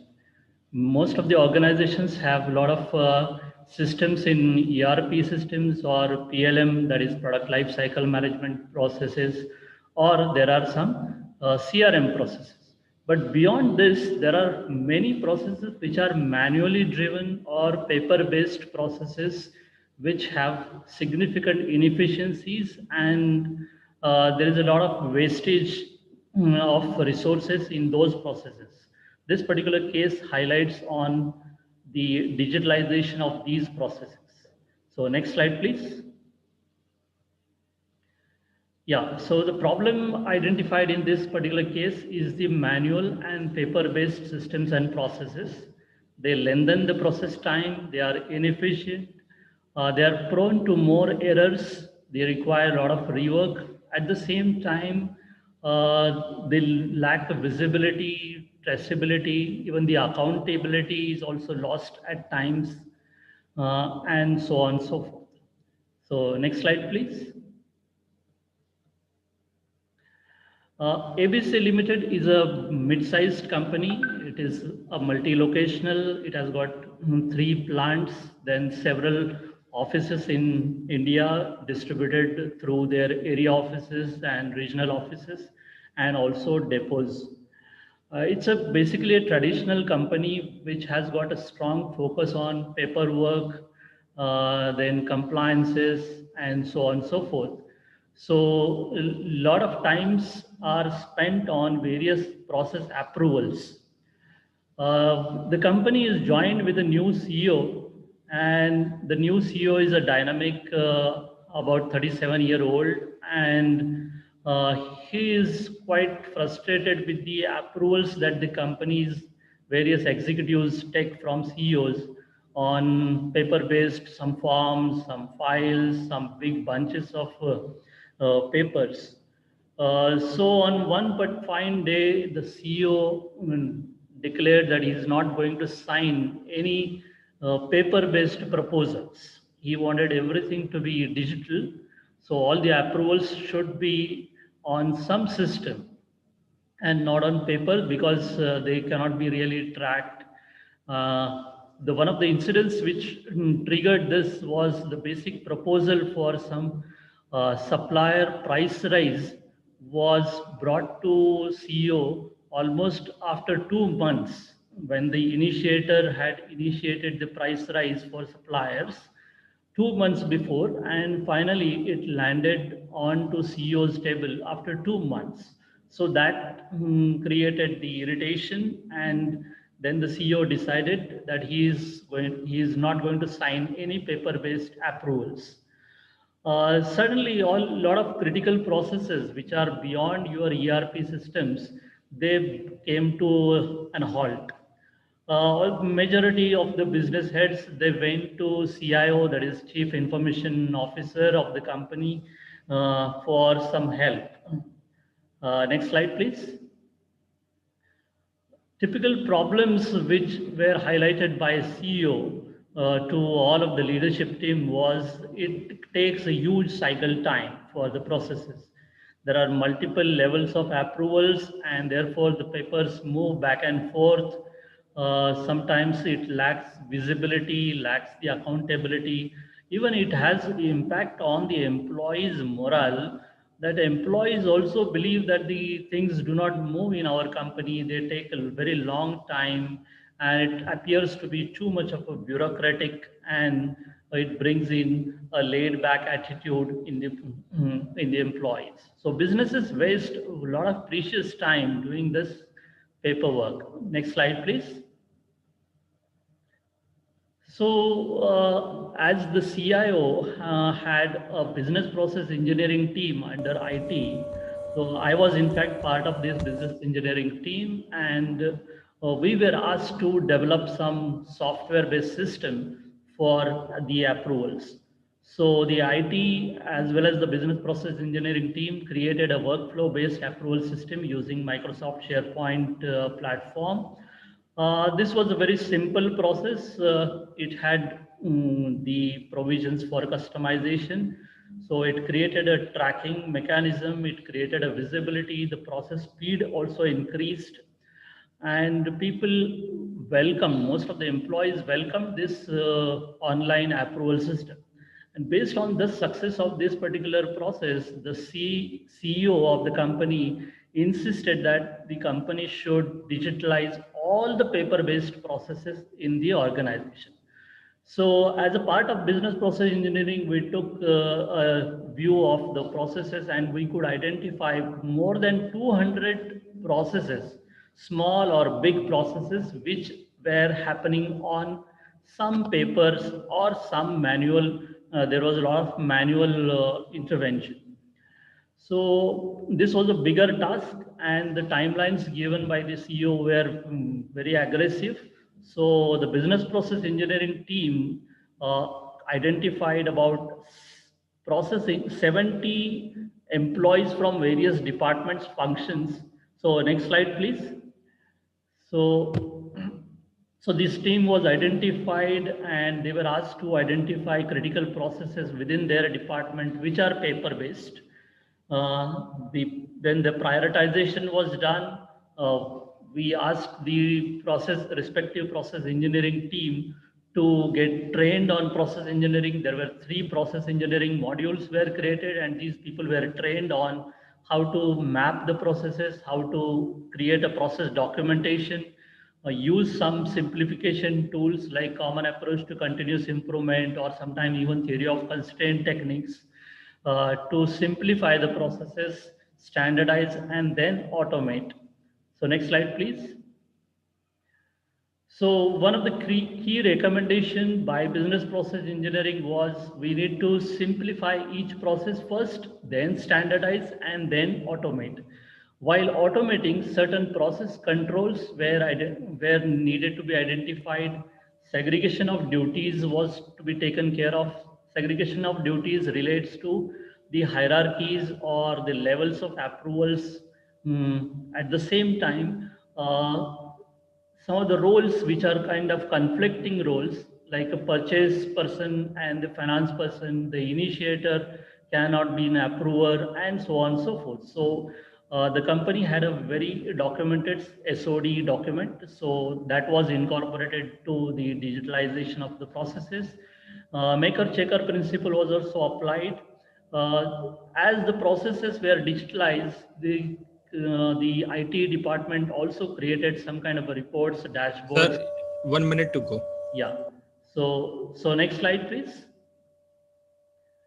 So overall implementation went from creation of process engineering, process engineers, prioritization, engineering, and finally monitoring the effectiveness of digital processes. In the journey, ABC Limited converted almost 200 processes in 3 years. Next slide, please. So pros and cons. Okay, so we can go to the next slide. Of course, the benefits realized almost more than 70% reduction in the process cycle time. A lot of longer processes were simplified. Employees, one of the advantage here was the employee participation in this process of digitalization was very much because the employees saw the benefit. Next slide, please. Learning objectives. So here the case was used here in one of the classes where I brought in the concept of what are the manual processes and what paper-based processes and online processes. How the processes are becoming efficient. What is the degree of waste that is generated in manual processes? At the same time, advantage of online processes is the compliance.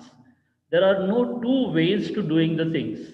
If the process is digitalized, there is only one single way of doing things, whereas the manual processes have a lot of deviations.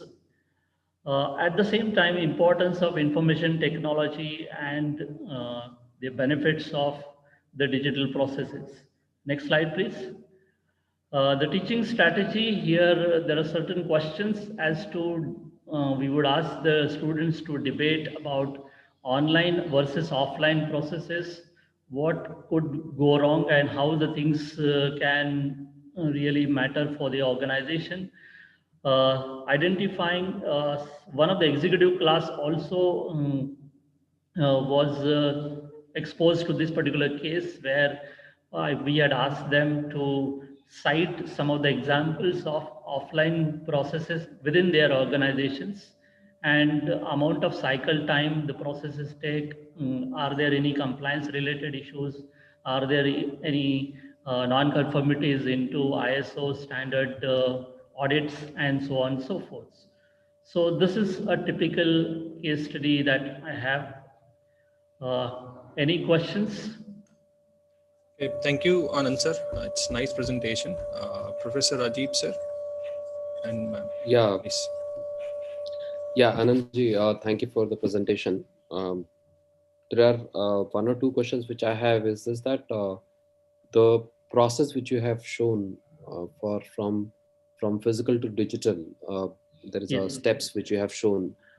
They were really exciting and good enough to be discussed in the classroom. But had it not been good that you had taken one particular department and then discuss it, be it a production or any other department where the process got digitalized? Because discussing a specific department, specific things, make it more interesting, because otherwise it is looking more like a theoretical concepts, like where you have shown the steps like from 1 2 3 4, and you have shown Okay. a value chain from one to another process, how it is adding a value to the organization, which is very exciting. I think especially in Right. MIS, you can discuss this in MIS Yeah. courses. But then it is more like a theoretical model. It is only looking like more of a theory. I understand you have worked in this company, you may have understood it also. So whichever department you are working with, possibly if you can bring that particular focus of a department Okay. No, and a function, that will be, I think, it will be a value add. okay, I can really take that input. But as I created the case, because I was a part of that business process engineering group, so we were a common resource for the entire organization. And so we worked with every department in simplifying, then standardizing, and then automating this process with the help of IT department. So that's why, but I appreciate your point, yes. And you must seek approval of the previous company, because I don't see anything which is detrimental to the company. They will give you an OC so that you can go for publication. Yes, I have not tried because there is nothing wrong in really naming that particular company. But really speaking, I didn't have the time and I could not really go back to them and get this permission. But certainly, if the time comes for the publication, I would really approach them and get the permission. Sure. Okay. Over to Dr. Vorakamo. Thank you.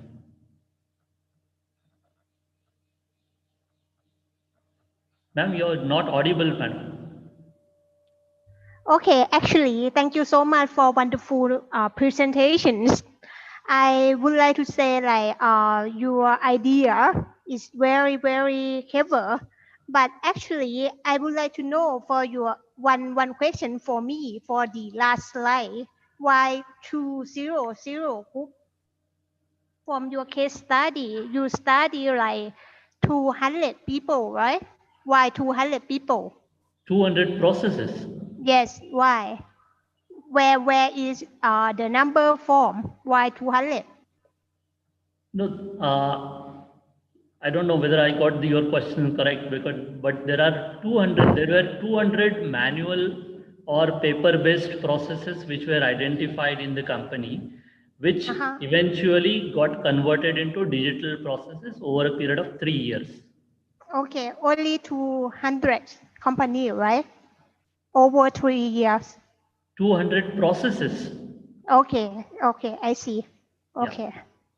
So this one also is mean the secondary data, right? Not primary. It's all primary information.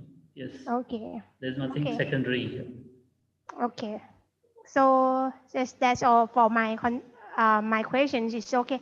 And probably I like your conceptual framework is good, and actually is the concept is good. What's there? So I have no problem. Thank you so much.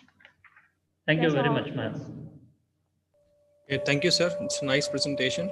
Now moving further and calling the next presentator for the session, Himangi Singh. Himangi Singh, ma'am, can you hear me? Yes, sir, I can hear you.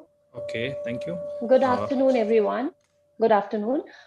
Thank you for giving me an opportunity to present my case study. I'm going to present a case study named Fair and Lovely to Glow and Lovely. Is it a fair transition? Next slide, please. So Fair and Lovely now, Glow and Lovely is India's largest selling lightening cream. We are aware of the intact obsession of Indians with fairness. The roots of this obsession can be seen even in the devotional songs like Yashomati Maiya se bole Nand Lala, Radha kyun gori, main kyun kala, where Lord Krishna is asking his mother why he's dark and his love is fair. Ma'am, sorry I'm interrupting this, but your video is not coming. It's not visible. You're not visible. Hello? Is it all right now? No, ma'am, it's not coming. Anyway, you can continue, ma'am. Now it's coming.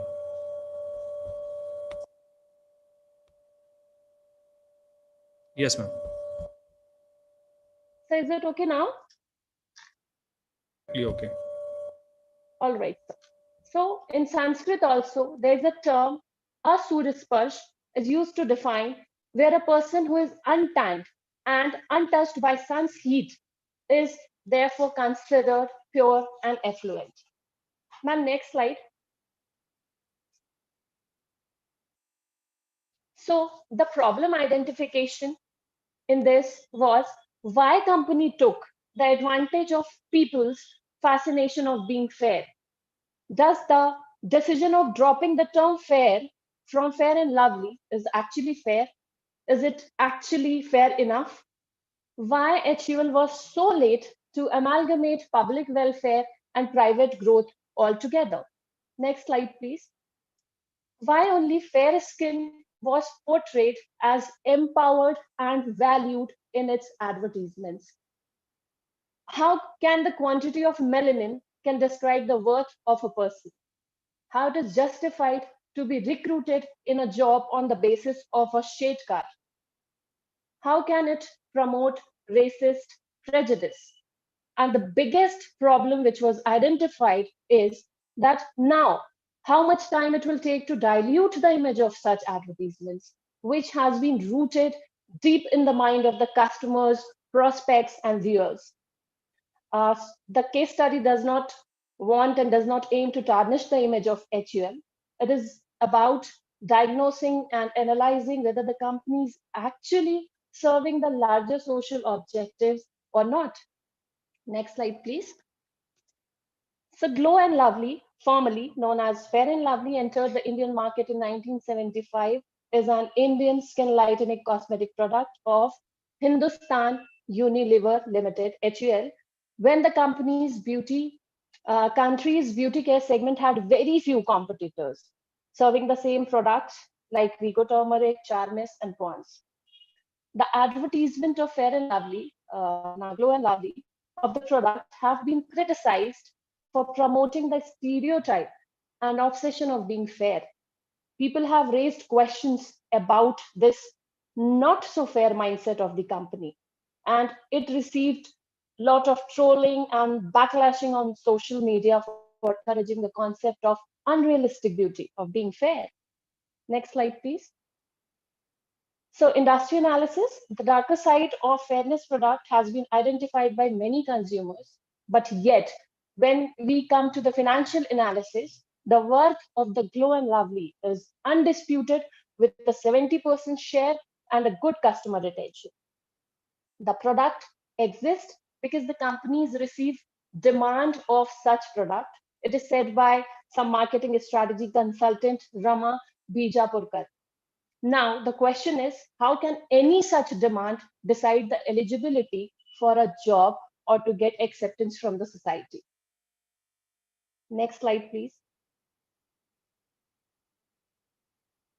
It is one of the major players in this segment, and it extended itself to the male grooming products, which was earlier untapped. And this was the one of the most key success factors for the company. Glow and Lovely has always differentiated itself and captured a skin lightening segment. No data and research shows that there is decline in the sales of fairness creams, it is said by the head of the HUL. Next slide, please.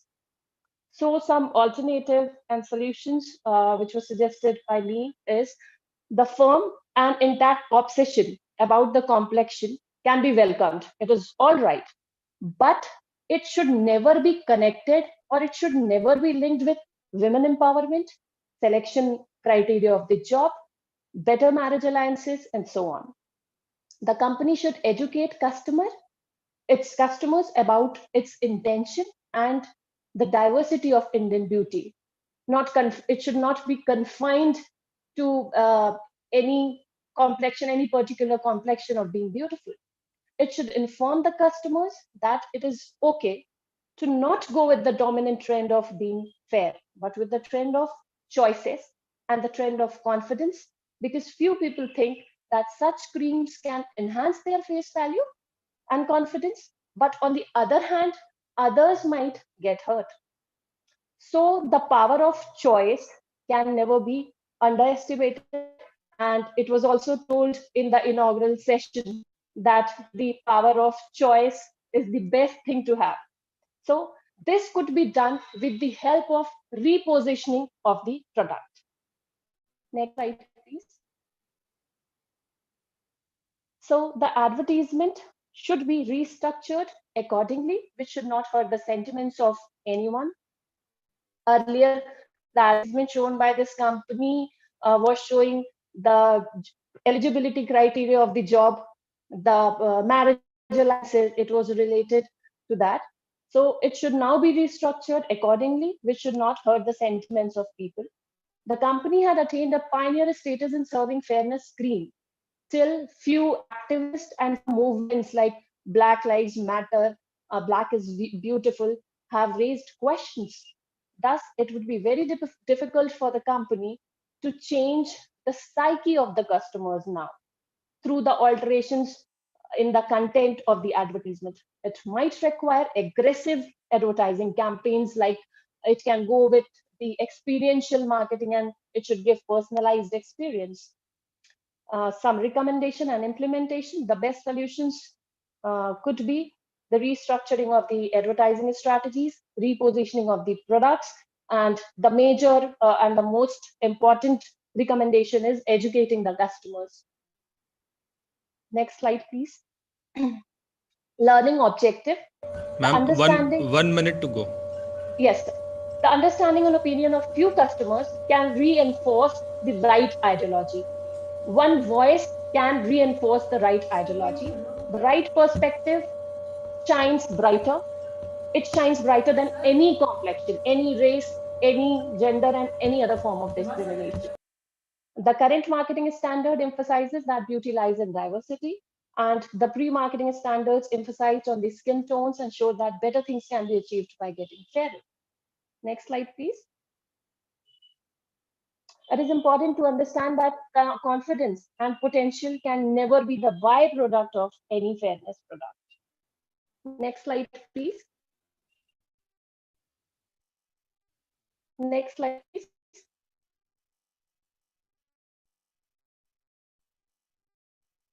So the teaching notes is to make students understand that it's genuine, the company had its genuine intention, existing prejudice, and the issue of colorism. The ideology of being beautiful is generating frustration, depression, but it's better late than never.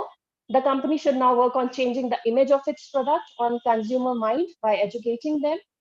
The rebrand and restructuring of brand can change the perspective of beauty. So it is very important for the students and academicians to realize the ethical standards which are incorporated by these. So SWOT analysis, the strength of the company is that it is present in 40 countries and hold a value of around 6 billion. And it is well portrayed on the top of the mind of the prospect and consumers. Now the weakness of the country is that. Ma'am, sorry to interrupt, but time is up. Can you come to the executive summary part? Yes, sir. Sir, I am done with that. Ma'am, your voice is breaking, ma'am. It's not coming proper. Okay, thank you, Himangi ma'am. Professor Rajiv sir. Thank you. Yeah, Thank you so much. Himangani ji, your case study is it not old enough? I mean, in the way that the company has already corrected, and henceforth it has lost its relevance. Don't you think so? Sir, it has changed its name on July 2, 2020. So, sir, it's not that old. And, sir, the concept of being beautiful and the parameters of being beautiful is yet not diluted. So that now the latest advertisements and the campaigns of this company is not talking about what you are saying. So Sir, is it it not is to old? analyze the real intention of the company. Is the dropping of the name fair? Is it is actually fair? What is the intention of the company? Why it has changed its name after such movements like Black Lives Matter? ये कुछ movements के बाद इनके नाम को change करने की strategy इन्होंने क्यों अपनाई? This thing has to be analyzed. Is there change in the ingredients? Yes, sir. Fine. How are you going to use this in the classroom? I mean, what learning will the student have? Sir, I will relate, I will connect it with the ethical standards, and it is very important to understand that that it is not important to have shade cards to get to be recruited in the job. It is all about your potential. And it is also important to realize the intention of the company. It is also important to understand the ethical standards which the company is incorporating. But what theory are you going to communicate in the ethics? I'm not still clear about that. So could you please repeat the question? I mean, this is one-liner which you can say in the class. Class is of 1.5 hours. So it is not ethical, understood. But what theory are you going to talk about? Because otherwise it looks like an example rather than as a case study. So there was this movement, Black Lives Matter. Then many companies, not only Fair and Lovely, but many companies like Johnson and Johnson, L'Oreal, and Fair and Lovely, and many other companies have changed their names. So it is not a small thing. The concept, the company is trying to change its whole repositioning. It is trying to restructure the advertising strategy, which is demanding lots of budget, lots of thoughts, lots of research behind that. So it is not that small thing. It is about the sentiments of the people, sir. Dr. Vora Kamal, thank you, Himangi. Thank you so much, sir.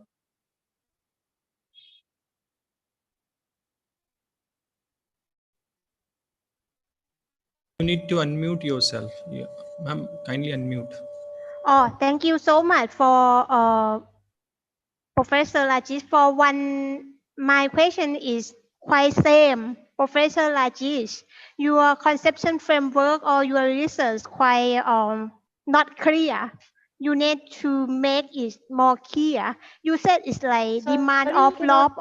the question is not clear. Could you please repeat the question? Oh, yeah. I don't have question, but it's like recommendation in the future. Okay? Okay, ma'am. Yeah. Because it's your research is not that quite clear. You don't have any support literature review how important of your research. Something like that. Okay, thank you so much for your wonderful presentation. Thank you so. Thank you, ma'am, and thank you, Himangi, ma'am, for the nice presentation. Thank you so much. Sir, Rajiv sir and ma'am, our next two presentators are asking permission that they need to share the screens from their own end. So can No we give problem. that? Okay, sir. Okay. Okay, so then the next presentator, Dr. Komal Nagar, Dr. Farah S. Chaudhary, Dr. Abud Haseen Pehre. So who is going to present this? Sir, me, Dr. Farah will be presenting. Okay, sorry. Okay, ma'am. Then you can share the screen from your end, ma'am. Okay. Thank you. It is still showing that it has been disabled from the host end. Now you can see, ma'am, it has been enabled. Okay. Thank you. Thank you, ma'am. I hope the screen is visible to all. It is visible. Okay. Shall I start the presentation? Yes, please. So, very good afternoon to everyone. We are here for our case study presentation titled BSNL. Is there a way forward or is it time to hang up? So today me, Dr. Farha, along with my fellow colleagues, Dr. Komal Nagar, Dr. Rachna, and Dr. Abid Pare from University of Jammu will be presenting in front of you this case. So this is the content of the presentation, and which has been provided by the institute.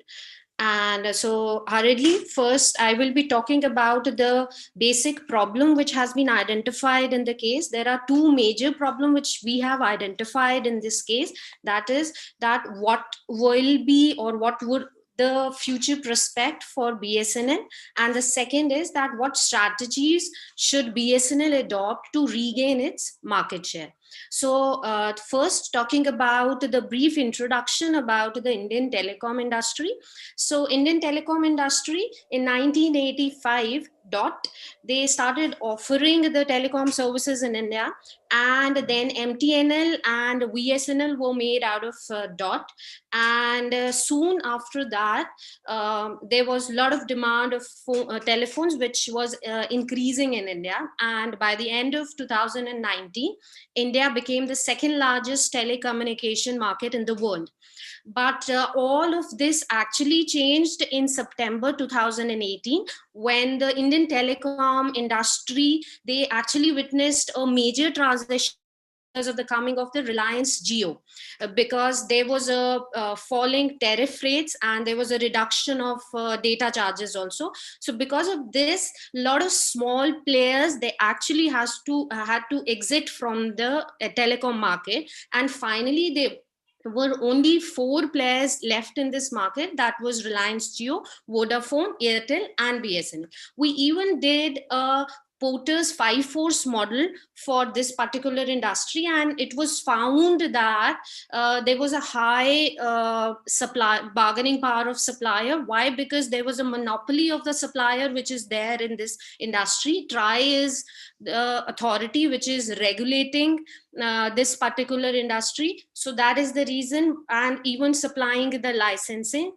So that is the reason the supplier power is high in this particular industry. The second is the availability of substitute. That is why? Because there is hardly any substitute available in this particular industry. Talking about the bargaining power of your buyer, that is again high. Why? Because there is a low switching cost and very easy mobile portability is also available. Plus, even there are a lot of entry barriers in this particular industry because of the legal policies, and there is a very high infrastructure setup cost which is associated in this industry. We even could see that there is a high rivalry amongst the firm.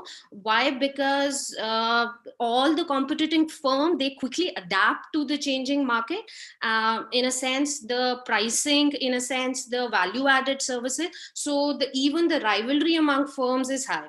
So this is a telecom position as of 2019, and if you will see the operating income, even the revenues, if you will see the operating income except for Geo, all are in the negatives, right? So this was something which was a worried situation for BSNL.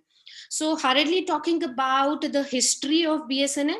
Now BSNL, as we all know, is a state-owned telecom company incorporated by Government of India.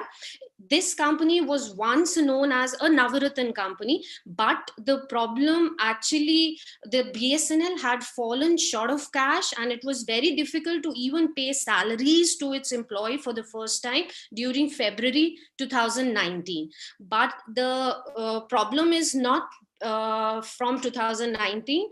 The problem started in 2007 and 8 when the company actually failed to add the network capacity due to the delay in the tenders. Also, there was a proposal of the voluntary retirement scheme, which was proposed in 2011, which was that time opposed by the BSNL union. And because of this, there was an added problem for the BSNL. Okay.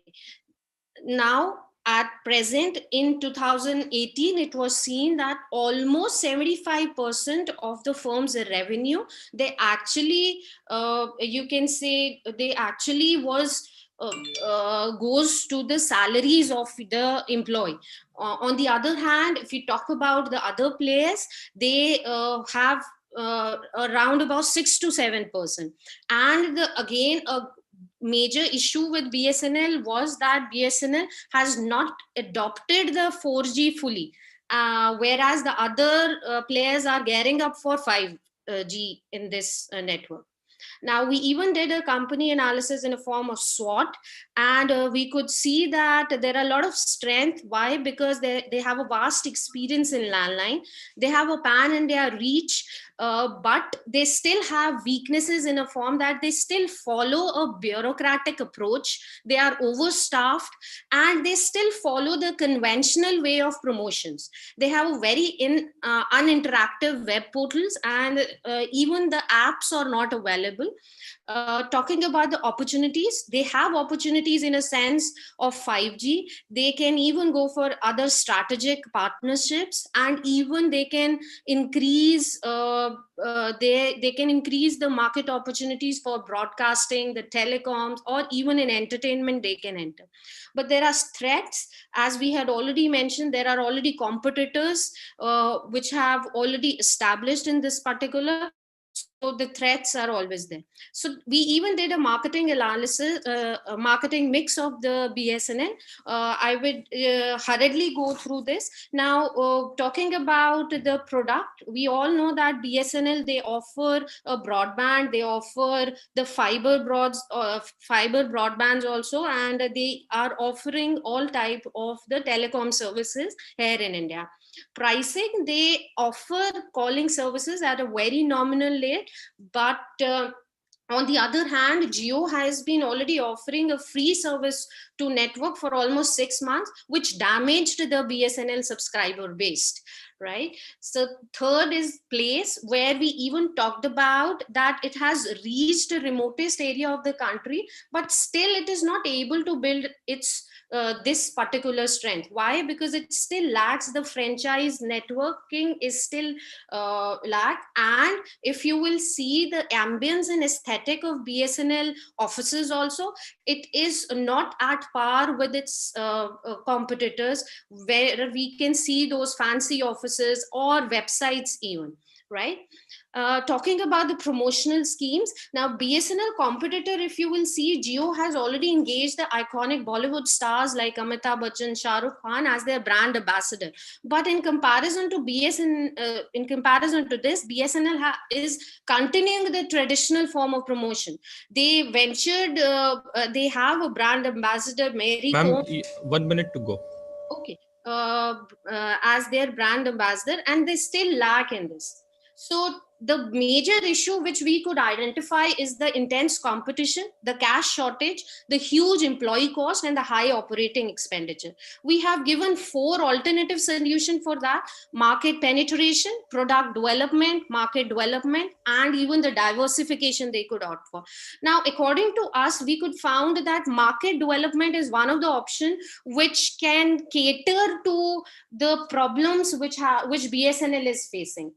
Talking about the teaching objectives, here we talked about that we have this case has in this case understand the transition in the Indian telecom industry with major focus on rise and fall of the BSNL.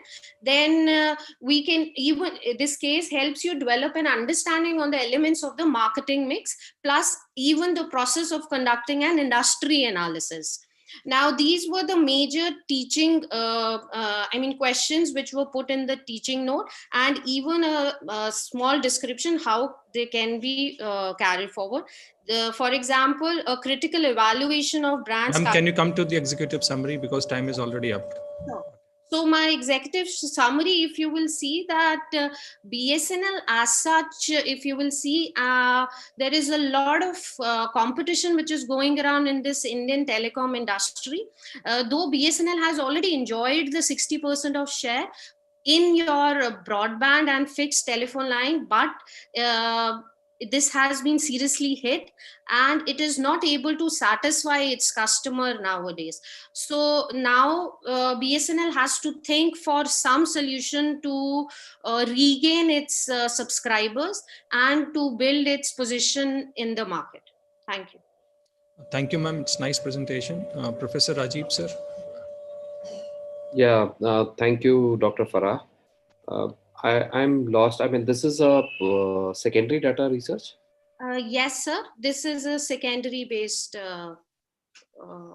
What is the objective? I mean, I was not able to get it. Where are you going to teach this? In which particular subject will you teach it? We intend to teach this in our, we can teach in strategic management course of MBA also in strategic management, where we can, where students can actually talk about the various strategies that how BSNL can revive, and even they can even talk about how to do the industry analysis vis-a-vis any this particular industry. Industry analysis, I will agree, but how will they revive will be a very hypothetical question, because No, there is hardly any data points on it. Okay. Yeah. Over to Dr. Vora Kamau. Yes, okay. Probably I don't have no questions about that, because it's like your study only one case study, right? And you would like to teach this one for your classroom. And actually, I would like to recommend for your future this paper. Maybe you comparative with the other company also and learn to do how the new entrepreneur and startup. Okay. Okay, Thank you sure. so much. Wonderful presentation. Thank you. Thank you so much. Uh, Thank you, ma'am, and thank you, Dr. Farah. It's nice presentation. Now we are moving to the last presentation because our 10th number presentator is absent, Miss Aditi Jain. So I'm calling the last presentator, Dr. Lima, Dr. Lina. I beg your pardon. Ma'am, can you hear Sir, me? yes, sir. Dr. Leena is not there because she has some official commitments. So I'm Okay. Dr. Deepa Pillai. I'm the co-author with her, so I'll be Okay. presenting. Okay, ma'am. Okay, okay. So there was a request from the Dr. Lima that you want to share the screen from your own end. No, sir. You can share the presentations. Then there's no problem. Absolutely. Okay, okay. Mamta, ma'am. Sir, a very good afternoon to all. So, our case is on a metamorphosis from virtual community to for benefit enterprise. It's a chronicle of Pula and Pula Exclusive Private Limited. So, the case actually, I would just like to let you know how the ideation of the case took place. While browsing through the Facebook, we came across a group, a ladies group, a woman community known as Pune Ladies Association, and we tried to, and we could send some interesting facts about that community, and that is how we got in touch with the person who constituted this group, and that is how this case took a form. So basically this case can be used for a postgraduate kind of a course, especially for an MBA in a course like strategy, or it could be purely used for an entrepreneurship course. So, ma'am, can we go to the next slide? So the case is it's about a social entrepreneur. So, and as I said, the basic focus of any social entrepreneur is nothing but to bring about a social change. So majorly the case emphasizes on how social media platform was used by a social entrepreneur for creating small entrepreneurs at a local level, whom we call it as an indigenous entrepreneur. So the social media which was used prominently was the Facebook. Facebook was the media that was used for creating or nurturing these small entrepreneurs at a local level. So basically the case focuses on the experiences of the entrepreneur and what all transformations have taken place over a time period. So that is the focus of this particular case. Ma'am, can we go to the next slide? So the methodology, sir, there is a slight change in the order of the presentation because being the case on entrepreneurship, we couldn't place it as per the format that was given to us, sent by the organizers.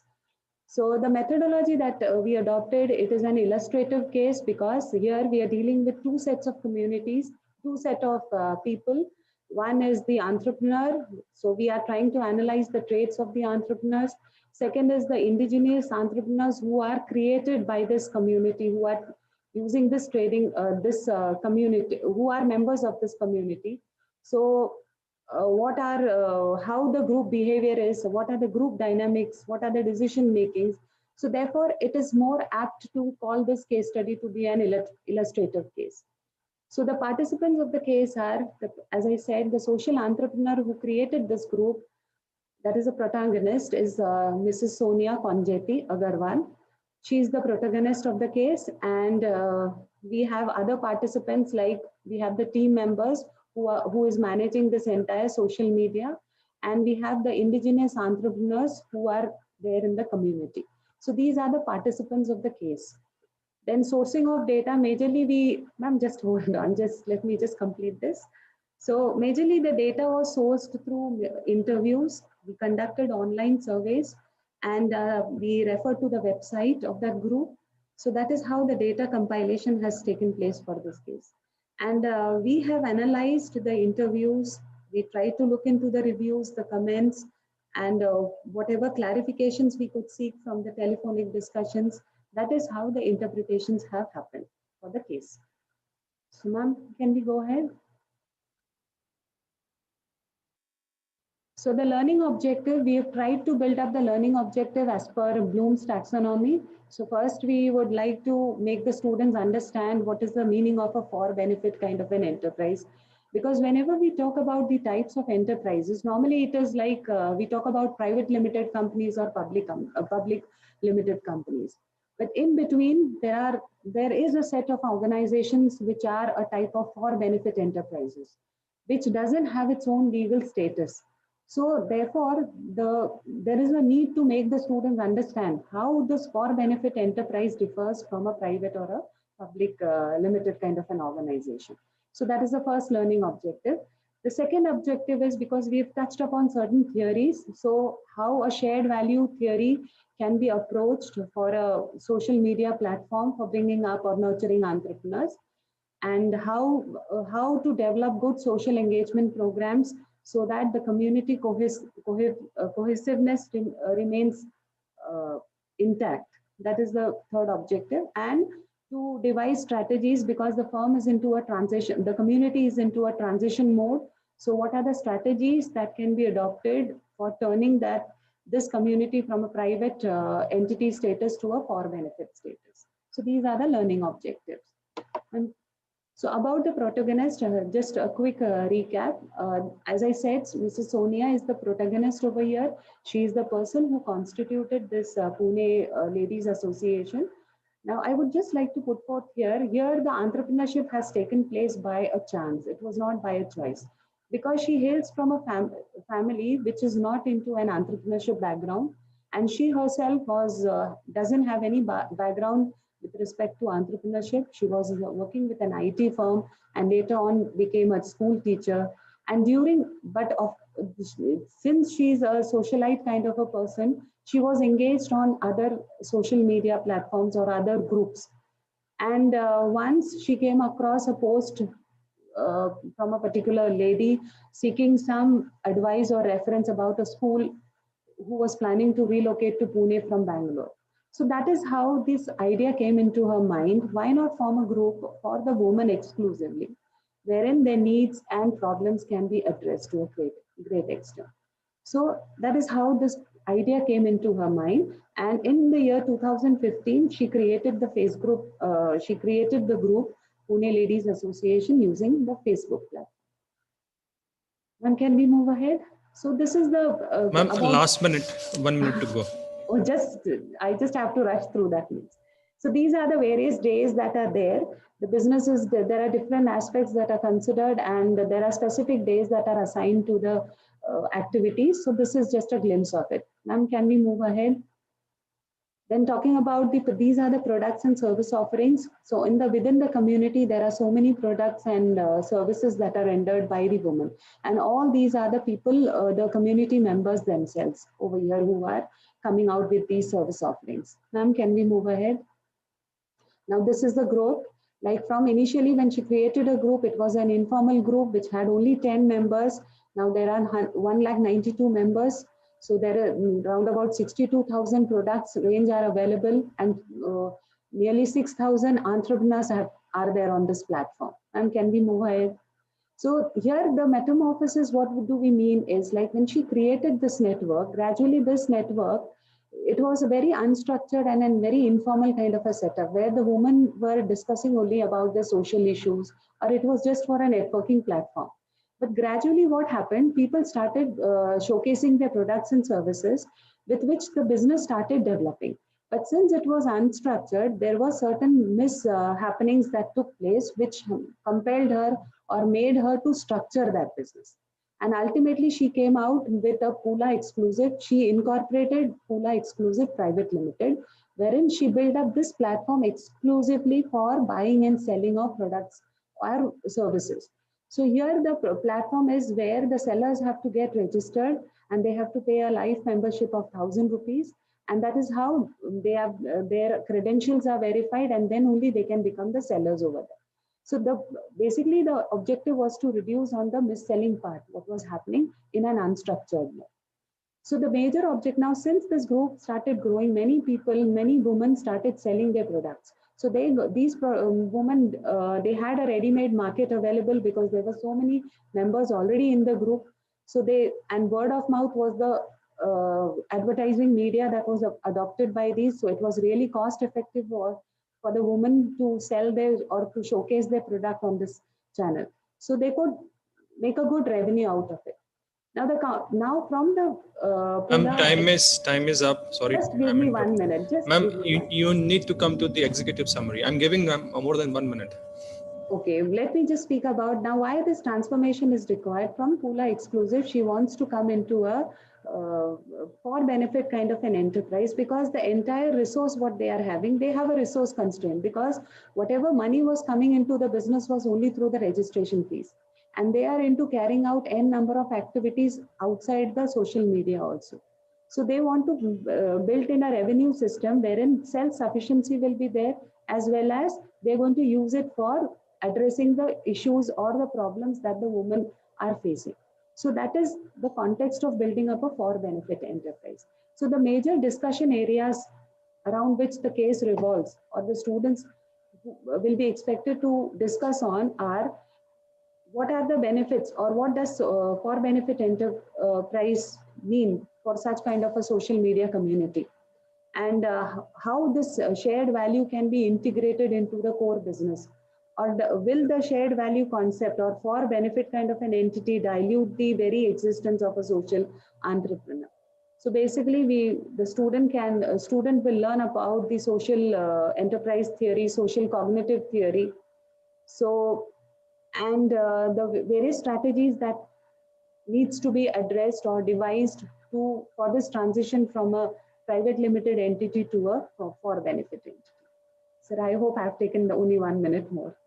Okay, thank you, ma'am. Thank you so much for nice presentation. Professor Rajeev, sir. Yeah, Dr. Pillai, do you have approval from the Pula? Yes, sir. We have obtained the consent certificate from her. Okay. So it was at the time of discussion only we spoke to her regarding this. Good. Now, the only thing I have to say is this, that this is a good case study. The only thing I will say is that the questions which you are raising is not good enough to last for 90 minutes. Shared value is a good thing. I understand that. But sir, actually, there is one more theory. I couldn't because of paucity of time. I just rushed through. There is a social cognitive theory that we're going to talk about. And even some of the questions will revolve around the social engagement, how you will maintain this cohesiveness of this group. So social engagement activity, the theoretical background, new strategy development, and understanding the for benefit. So we have tried this case in the class. And okay, which particular topic? Sir, like which particular subject? I tried out with the entrepreneur. We have an MBA in entrepreneurship program. So we tried it out over there. So nearly, we could conduct it within a time period of 90 minutes.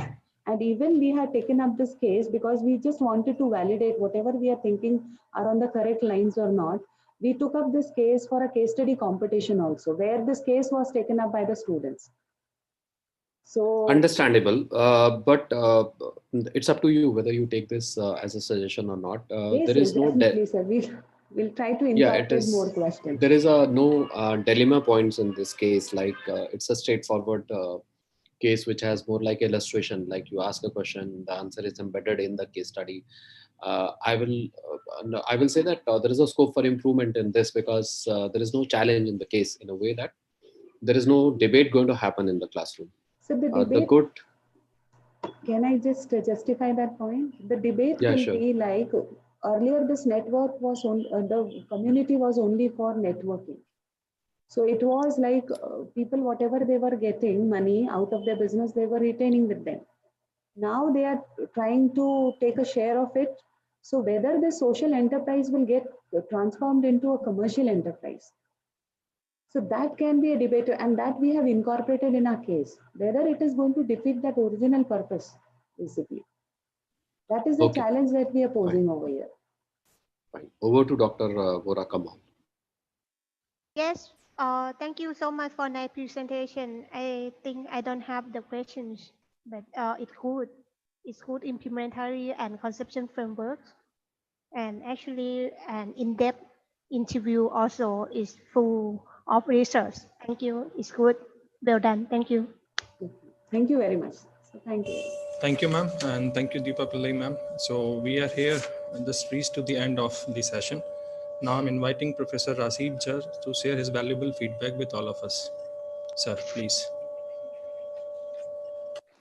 Well, first of all, thanks for inviting me to Prestige Institute, and especially Dr. Kaurav, who's known to me, and to the Brahmanand and Dr. P.K. Singh and various other organizers who have done this seamlessly in spite of this being online.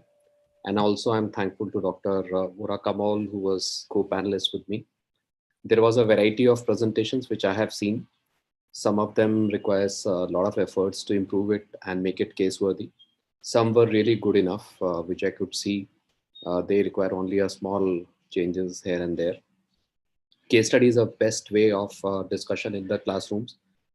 Specifically, if we are a teacher in management, I think case study is good enough to take it forward.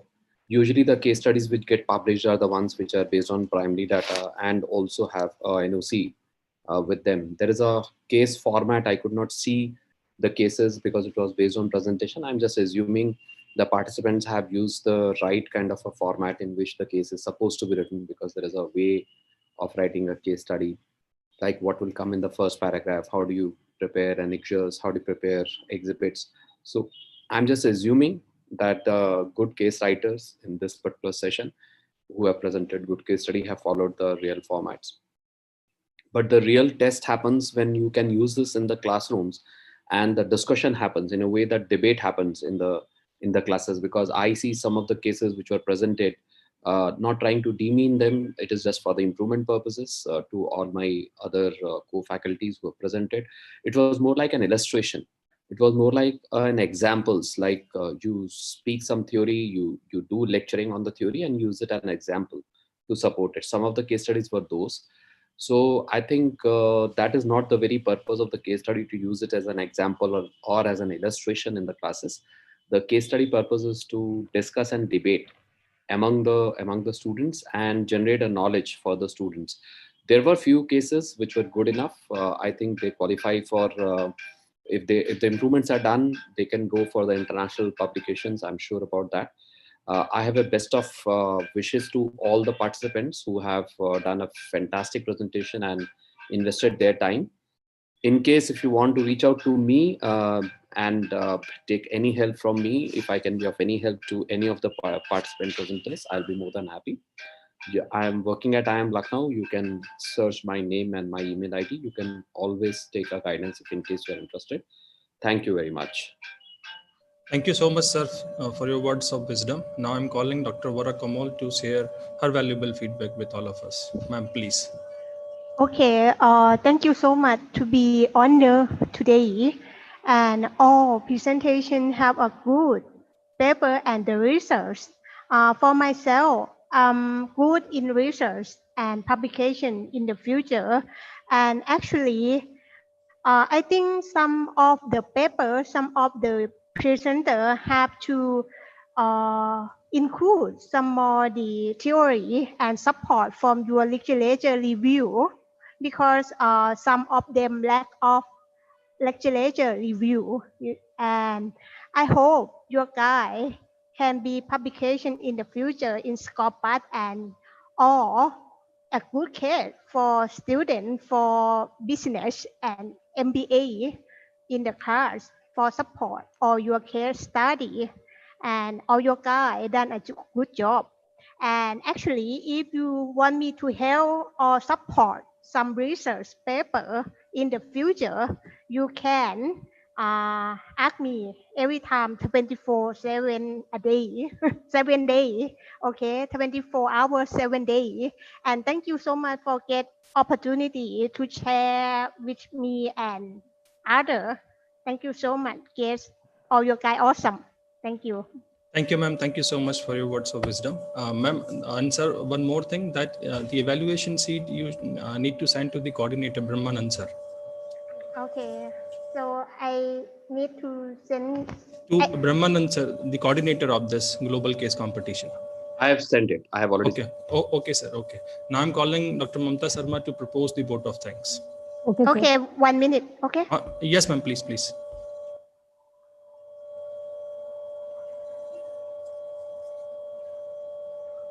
But I did not sum yet. The evaluation sheet need to be sent to the coordinator, Professor Brahmanand Sharma. That's Okay. Okay.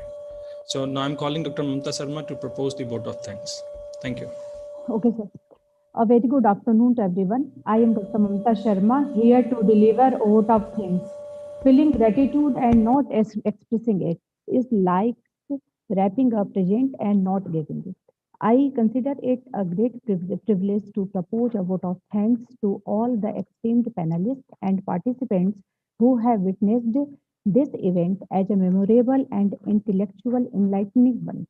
I would like to thank our esteemed panelists for the session, Professor Rajiv Kumra, Professor of Marketing at Indian Institute of Management, Lucknow, for sparing his valuable time and judging the panel and the enlightening our participants. We are deeply honored, sir. Thank you so much, sir. I would like to take this opportunity to thank our eminent panelist, Dr. Varkamol Visri, Faculty of Applied Arts, Department of Social Sciences, King Mongkut's University of Technology, North Bangkok, Thailand, for her unparalleled guidance and motivation. Thank you so much, ma'am.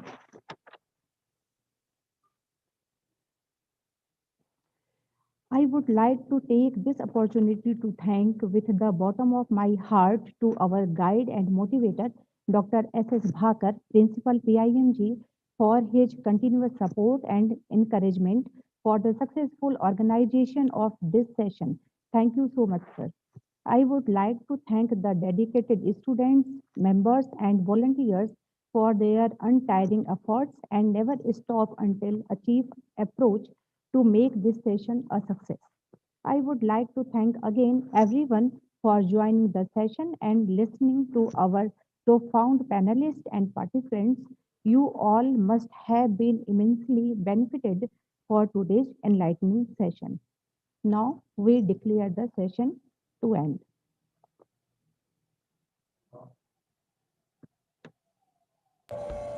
Thank you very much. Thank you, sir. Thank you, ma'am. Thank you, sir. Thank you, ma'am. Thank you, ma'am. Thank you.